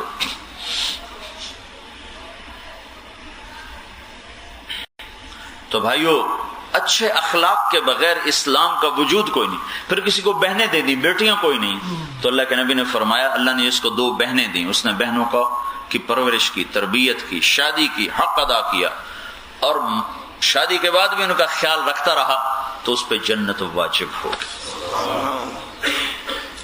ہمارے پنجاب میں نا، پاکستان میں بیٹیوں کو، بہنوں کو بھائی حصہ نہیں دیتے وراثت میں، باپ مر جانا تو بہنوں کو کچھ نہیں، سارا خود لے لیتے ہیں۔ اور میرا زمیندار گھرانا ہے، تو جب کوئی مر جاتا ہے تو اس کے جو بیٹے ہوتے ہیں نا، وہ وراثتی زمین تو منتقل ہوتی ہے، لیکن وہ زبردستی بیان دلوا کر زمین اپنے نام لگوا لیتے، ساری زندگی برباد ہو جاتی ہے جو یہ ظلم کرتے ہیں۔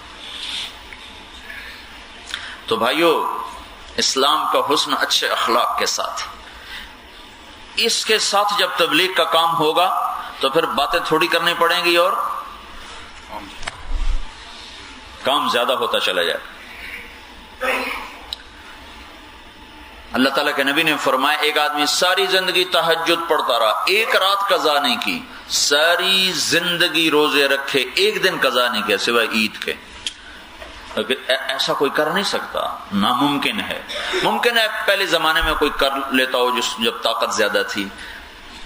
اتنے بڑے عمل کو لے کر آنے والا قیامت کے دن کیا کچھ لے گا، جس کے اخلاق اچھے ہوں گے وہ اس سے بھی آگے چلا جائے۔ رات کو سویا ہوا ہے، ایک صحابی آئے، آپ مسجد میں تشریف فرما ہیں تو آپ نے ارشاد فرمایا ایک جنتی آدمی مسجد میں آ رہا ہے۔ تو کیا دیکھا لوگوں نے، ایک انصاری صحابی تازہ وضو کیا ہوا، پانی ٹپک رہا ہے، ہاتھ میں جوتا پکڑا ہوا اور مسجد میں داخل ہے۔ اگلے دن گزرا تو آپ نے کہا ایک جنت والا آدمی آ رہا ہے، وہی آدمی کل والا اسی طرح وضو کا پانی ٹپک رہا ہے۔ تیسرا دن آیا، آپ نے کہا ایک جنتی آ رہا ہے، وہی آدمی پھر آ گیا۔ تو عبداللہ بن عمر کہنے لگے میں نے کہا میں دیکھوں یہ کیا کرتا ہے۔ تو میں اس کے گھر چلا گیا، میں نے کہا چاچا ابا میرے اوپر ناراض ہو گئے ہیں، تو میں ان کا سامنا نہیں کرنا چاہتا تھا کہ ان کا غصہ ٹھنڈا ہو جائے، تو میں 2-3 دن آپ کے پاس گزار سکتا ہوں؟ کہا ہاں بیٹا ضرور گزارو۔ کہنے لگا اب یہ جو عبداللہ بن عمر ہے نا، یہ بڑے عبادت گزار تھے، بڑے عبادت گزار، 2 دن میں قرآن ختم کرتے تھے، 2 دن میں قرآن ختم کرتے تھے، اور روزانہ روزہ رکھتے تھے۔ اللہ کے نبی نے زبردستی کر کے 1 دن چھڑوایا، 1 دن رکھوایا، اور قرآن کا بھی زبردستی حکم دیا کہ 2 دن میں مت ختم کرو، 1 ہفتے میں ختم کرو۔ اتنے عبادت گزار، وہ کہنے لگے میں 1 رات 2 رات 3 رات، میں نے دیکھا 3 رات میں 1 دفعہ بھی تہجد نہیں اس نے پڑھی۔ اس کا میرے دل میں تو آگے ہیں یہ کیا چکر، یہ بھی کوئی بندہ ہے تہجد نہیں پڑھتا یہ تو۔ پر رات کو آنکھ جب اس کی کھل جاتی تو کروٹ بدلتے ہوئے کہتا سبحان اللہ، پھر ادھر کروٹ بدلی کہتا اللہ اکبر۔ کا میرے دل میں اتنی اس کی کمی آئی، میں نے کہا یہ تو کچھ اس سے زیادہ تو میں ہوں۔ کئی لوگ ملتے ہیں نا، یہ ہم بڑے اچھے ہیں جی، ہمیں تبلیغ میں جانے کی کوئی ضرورت نہیں ہے، ہم بڑے اچھے ہیں۔ سبحان اللہ، کیا بات ہے۔ تو جب تیسرا دن گزر گیا تو کہنے لگے، میں نے کہا بھائی بات یہ ہے، میرا کوئی لڑائی نہیں تھی کسی سے، میں تو اللہ کے نبی سے سنتا رہا جنتی جنتی جنتی، میں دیکھنے آیا تو تم کیا کرتے ہو، تم تو کچھ بھی نہیں کرتے ہو۔ انہوں نے کہا بیٹا یہی ہے جو تم دیکھ رہے ہو۔ کہنے لگے یہ تو کچھ بھی نہیں ہے. کہنے لگے جب میں چلنے لگا تو مجھے واپس ہوا. کہا ادھر آؤ. کہا ایک بات بتاؤں جو اندر کی ہے. کیا؟ کہ میرے دل میں کسی مسلمان کے بارے میں کھوٹ نہیں ہے, میرے دل میں کسی مسلمان کے بارے میں کوئی بغض نہیں ہے, میرا دل سب سے صاف ہے شیشے کی طرح. ہذا ہوا, کہ یہی ہے جس نے تمہیں جنت میں پہنچا دیا, یہ ہمارے بس میں نہیں ہے. دل صاف رکھو. دل صاف کیسے ہوتا ہے؟ جب خوبیاں دیکھو اور غیبت چھوڑ دو. جب غیبت ہوتی ہے تو پھر دل نفرت سے بھر جاتا ہے, اور پھر نیکیاں نظر نہیں آتی, اس کی برائیاں نظر آنا شروع ہو جاتی. تو میرے بھائیو, یہ بڑی پاک زندگی ہے جس کو اللہ کا نبی ہمیں دے کر گیا, پھر اس کو ہمارے ذمہ لگا کر گیا کہ اس کو آگے پہنچاؤ. صرف اپنے تک نہیں رکھنا, اس کو آگے پہنچانا ہے. کہ ہمارے نبی آخری, ان کے بعد کوئی نبی نہیں ہے, تو ان کے پیغام کو دنیا کے آخری انسان تک پہنچانا ہمارے ذمہ ہے. میں 24 سال پہلے بھی آیا تھا ڈنڈی. ادھر ایک عمارت تھی, مسجد تو نہیں تھی ویسے, غالباً مسلح سا تھا. پتہ نہیں جہاں بھی تھا. یہ گلاس کو آئی تھی ہماری جماعت, تو وہاں سے ڈنڈی آئے تھے. تو آج 24 سال کے بعد دوبارہ آنا ہوا ہے. بڑی خوشی ہو رہی, اتنی بڑی خوبصورت مسجد بنی, اتنا بڑا مجمع. اس وقت 15-20 آدمی تھے, جو اس وقت 1 دن ٹھہرے تھے غالباً ہم.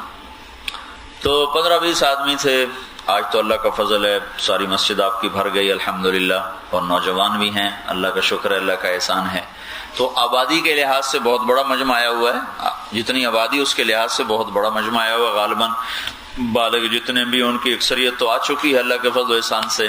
تو بھائی یہ ایک خوبصورت زندگی ہے جو تبلیغ کے ذریعے سے لوگوں کو اس کی طرف متوجہ کیا جا رہا ہے کہ بھائیو ہم اللہ کے محبوب کے امتی ہیں. تو آپ کی اس پاک زندگی کو اپنے سینے سے لگانا, اپنے گھر میں زندہ کرنا, عبادت, میٹھا بول, حسن اخلاق, سخاوت, درگزر, معاف کرنا, یہ ان سب کے مجموعے کا نام اسلام ہے. آپ جنت میں تشریف لے گئے تو آپ نے جنت میں نا قرآن کی تلاوت کی آواز سنی. تو آپ نے پوچھا یہ کون تلاوت کر رہا؟ تو انہوں نے کہا جی حارثہ بن نعمان ہے. تو حارثہ بن نعمان ہے. دیکھو نا, یہ آپ ماشاءاللہ چھوٹا سا حال ہے, اس میں بات پہنچانے کے لیے یہ مائک کا سہارا لیا جا رہا ہے. تو جنت کہاں ہے اور حارثہ کہاں بیٹھے؟ مدینے میں. آواز جاری جنت میں. تو آپ نے کہا حارثہ مدینے میں ہے, یہاں کیسے آواز آ رہی ہے؟ تو فرشتوں نے کہا یا رسول اللہ, ماں کے بڑے فرما بردار ہیں, ان کی دعاؤں نے اس کو یہ رتبہ دیا ہے کہ جب قرآن پڑھتے ہیں اللہ ساری جنت کو سناتا. وہ ماں کے کیسے فرما بردار تھے کہ ماں کے لیے سالن خود پکاتے, روٹی خود پکاتے, پھر بیٹھ کے خود کھلاتے, پھر کپڑے خود دھوتے, پھر ان کو تیل خود لگاتے, اور ان کی کنگھی بھی کرتے, ان کی جوئیں بھی نکالتے تھے. ایسی ماں کی خدمت کی. 2 صحابہ کے بارے میں آتا ہے کہ ان جیسا ماں کا خدمت گزار کوئی نہ تھا, ایک حضرت عثمان اور ایک حارثہ بن نعمان. اس خوبصورت پیغام کو دنیا میں زندہ کرنا ہے. یہ پاک زندگی ہے جو نکل چکی ہے, جو ختم ہو چکی ہے. بھائی بھائی سے بات کرنے کا روادار نہیں ہے. تھوڑی سی بات پر ایسی نفرتیں پیدا ہو گئی کہ سلام کرنے کے بھی دیکھنا بھی نہیں چاہتے ایک دوسرے کو. تو اچھے اخلاق کے ساتھ, حسن کلام کے ساتھ جب اللہ کی بات آپ دنیا میں پھیلاؤ گے, سارا عالم آپ کی طرف کھینچا چلا ہے. پھر یہ چھوٹی سی جو زندگی ہے اس کی بڑی قیمت لگے گی, اور اللہ تعالیٰ اس گھر میں پہنچا دے گا جس سے اللہ نے جس دن سے بنایا ہے اس دن سے لے کر آج تک اس کو اللہ تعالیٰ خوبصورت ہی بناتا جا رہا ہے, میک اپ ہی کرتا جا رہا ہے. میں حیران ہوں, جنت الفردوس جو ہے نا, وہ اللہ تعالیٰ نے جس دن بنائی تھی اس دن سے لے کر آج تک روزانہ 5 دفعہ اللہ اس کو پہلے سے زیادہ خوبصورت بناتا ہے. روزانہ بنانے والا تو ساری کائنات کا اللہ ہے, لیکن جنت الفردوس اس نے اپنے ہاتھوں سے بنائی ہے. تو وہ کیا بنا ہوگا؟ یہ مسجد آپ نے بنائی ہے, اب اس کو خوبصورت کرنے کی کافی گنجائش موجود ہے. آپ اس کو بڑھاتے جاؤ بڑھاتے جاؤ بڑھاتے جاؤ، لیکن سال 2 سال 3 سال 10 سال کے بعد ایک ایسا مقام آئے گا اگر آپ اس پہ زیادہ اب کام کرو گے تو وہ بدصورت ہو جائے گا.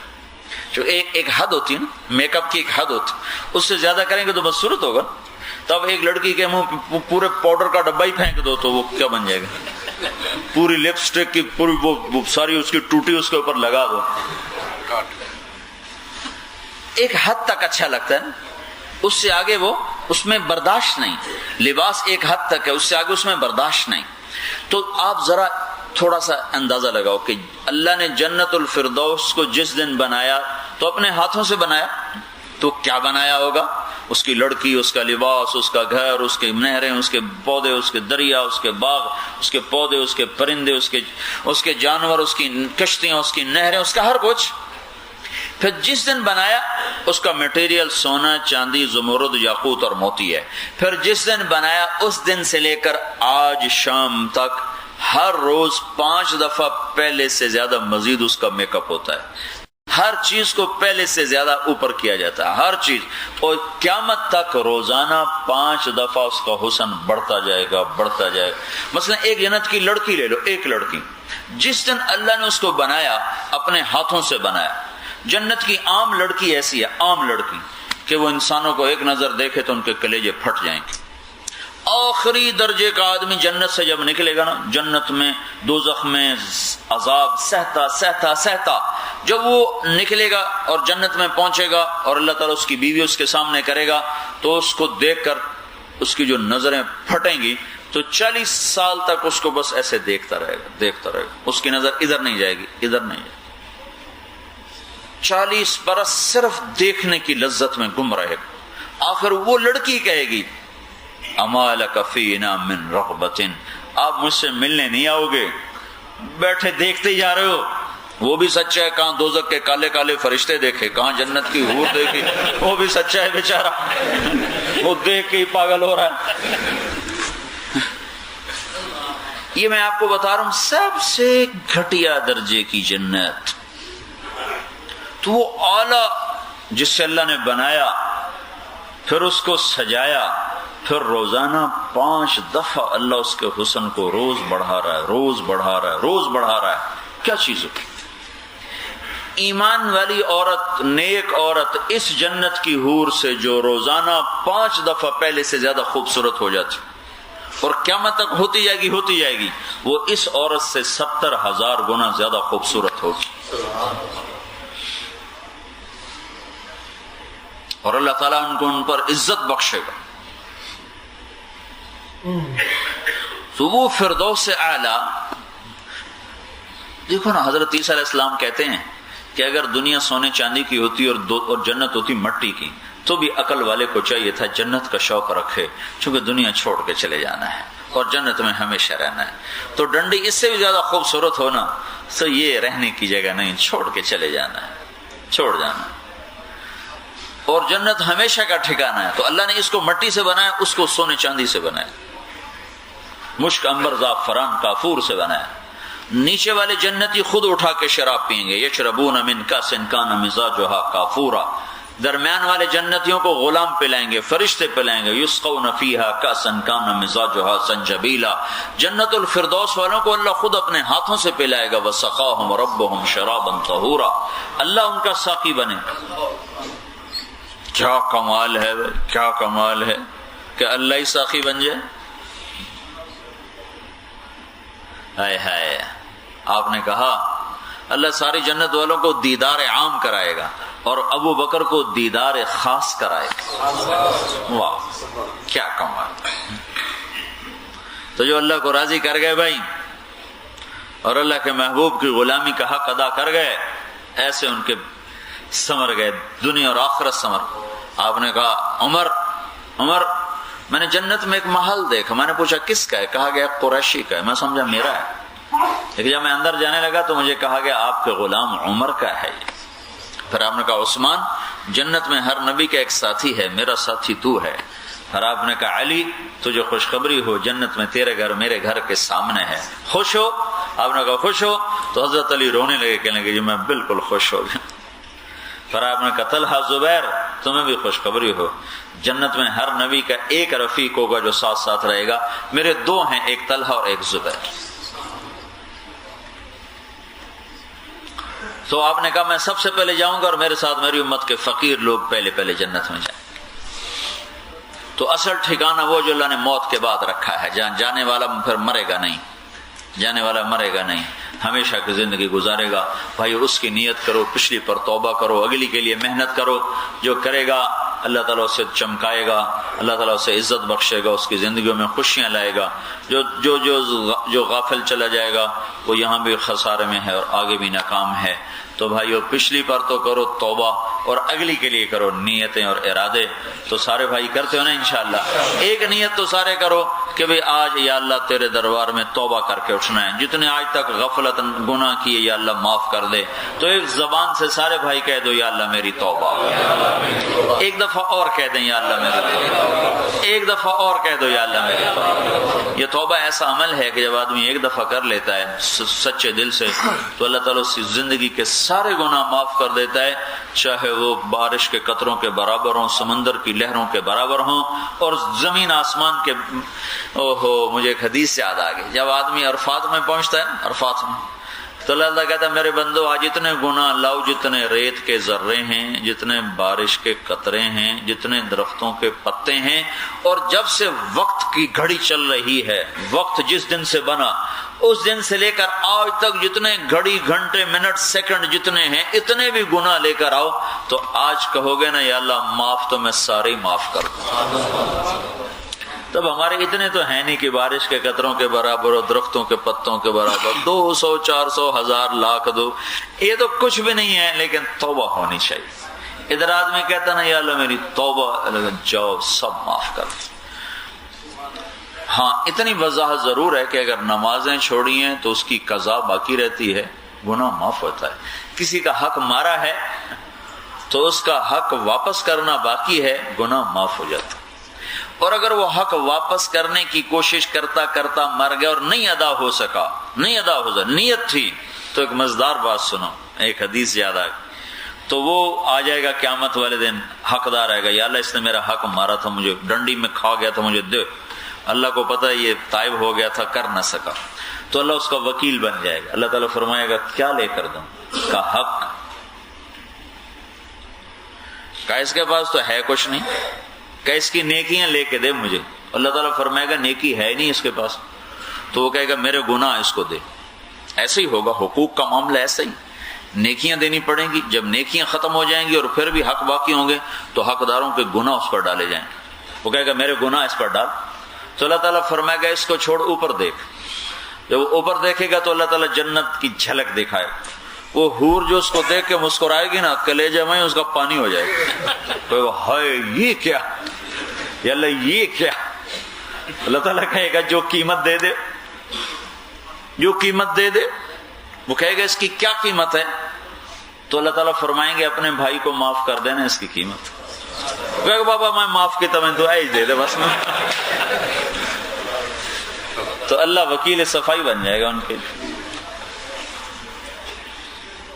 تو اس لیے بھائی جب گناہ ہو فوراً توبہ کرنا، جب گناہ ہو فوراً توبہ کرنا، کبھی توبہ کے بغیر نہ رہنا، اور اپنی زندگی سے جھوٹ کو، غیبت کو، گالی کو نکال دو۔ یہ ورقہ ہی پھاڑ دو، کسی کو گالی نہ دو، جھوٹ نہ بولو، غیبت نہ کرو۔ یہ ایسے گناہ ہیں جو ساری نیکیوں کو کھوکھلا کیا کرتے ہیں، برباد کر دیتے ہیں۔ تو اب بولو بھائی، ساری دنیا میں جانا ہے، کون بھائی تیار؟ بھائی یہ ملک الموت کے آنے سے پہلے پہلے کون اللہ کی راہ میں نکلے گا انشاءاللہ؟ ذرا دکھاؤ تو صحیح کھڑے ہو گئے۔ فرشتے کے آنے سے پہلے پہلے کون جائے گا بھائی؟ ماشاءاللہ، اچھا سارے تیار ہو گئے، فرشتے کا نام سنتے ہی تیار ہو گئے۔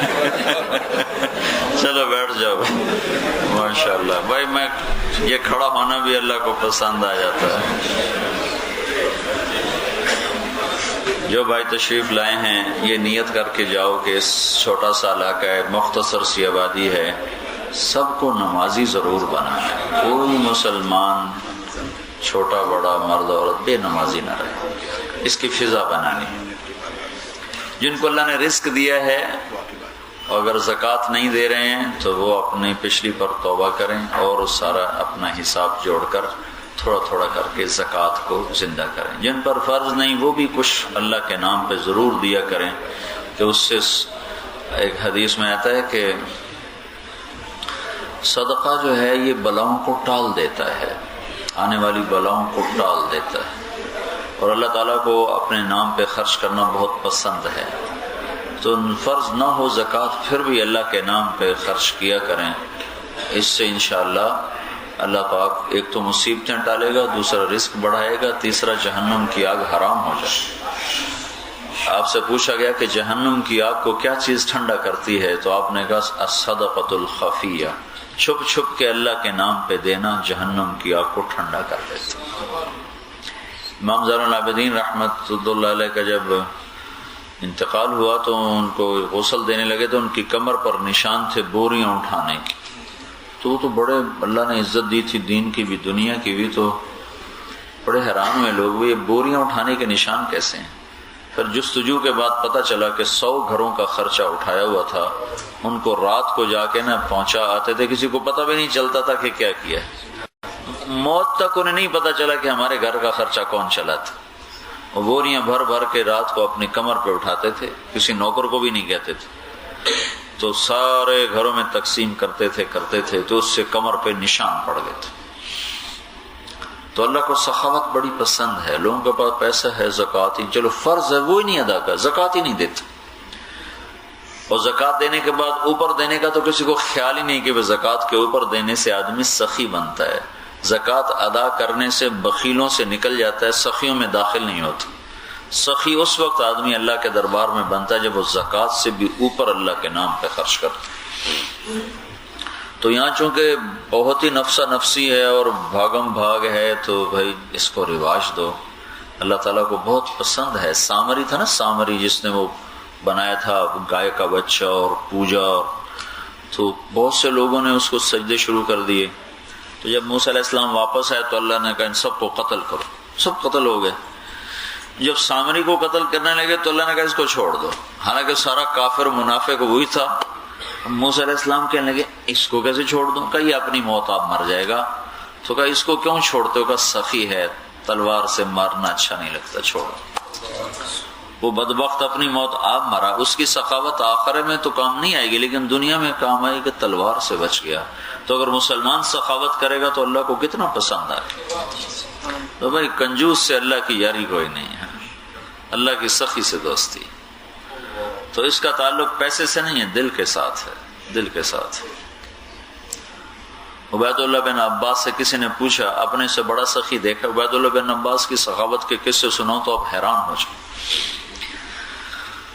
تو ان سے کسی نے پوچھا اپنے سے بڑا سخی دیکھا؟ کہنے لگے ہاں، ایک دفعہ میں سفر میں تھا تو بارش آ گئی.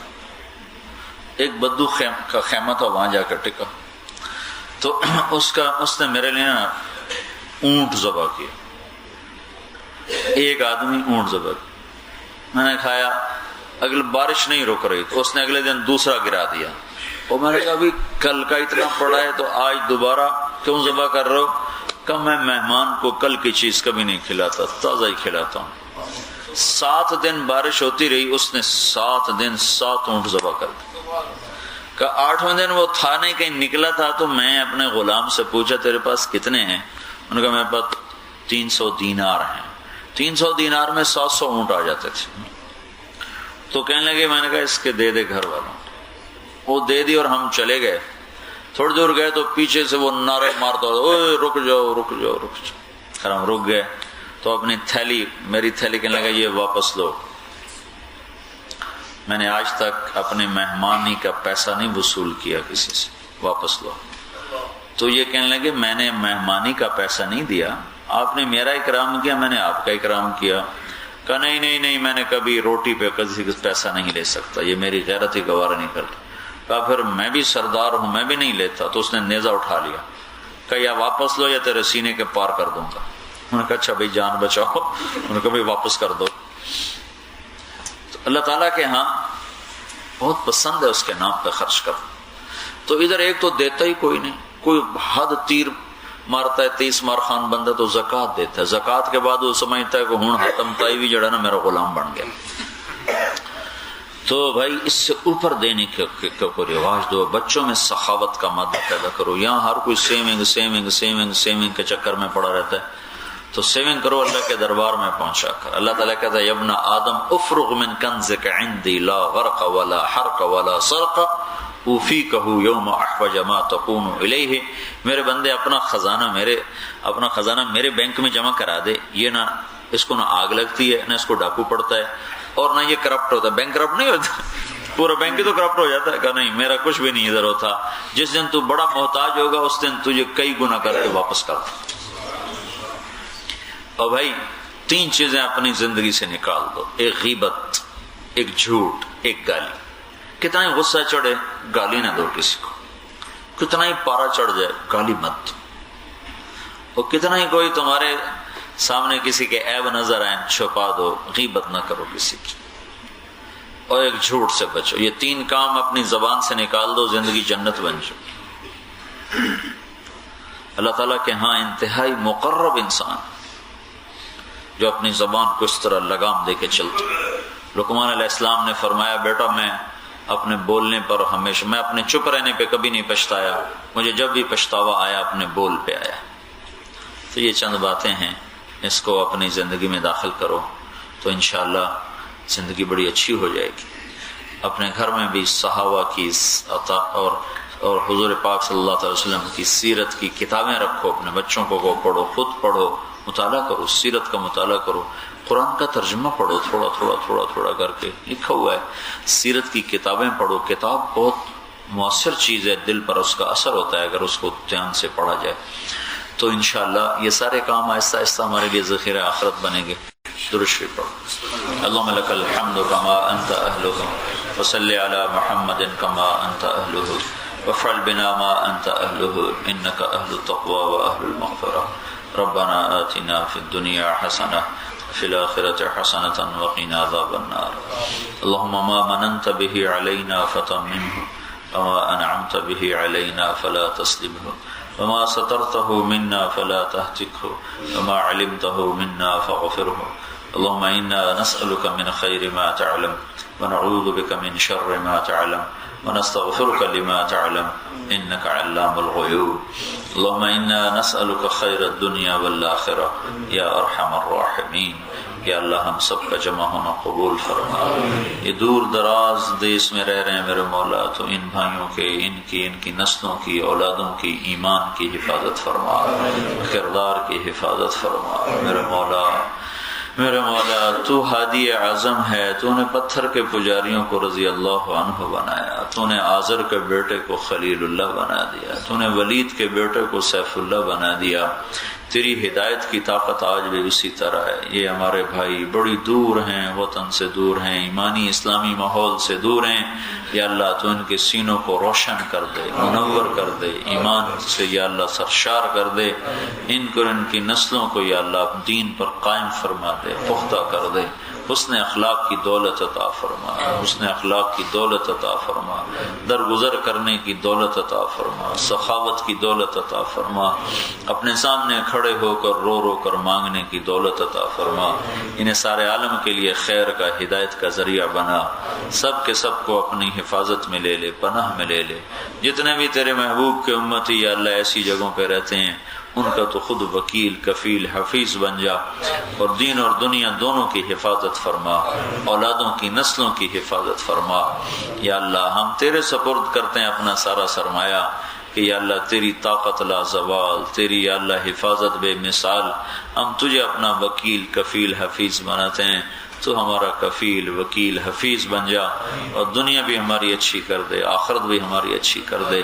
یا اللہ جو آپس میں لڑے ہوئے ہیں تو ان میں صلح کرا دے، جو روٹھے ہوئے ہیں تو ان کو منا دے، جو دلوں میں گرہیں بڑھ گئی ہیں وہ گرہیں کھول دے یا اللہ، اور بغض کو صاف کر دے، نفرتوں کو مٹا دے۔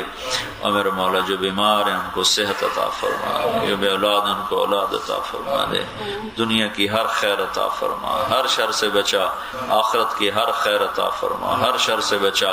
ربنا آتنا فی الدنیا حسنہ وفی الآخرۃ حسنۃ وقنا عذاب النار۔ وصلی اللہ تعالی علی النبی الکریم.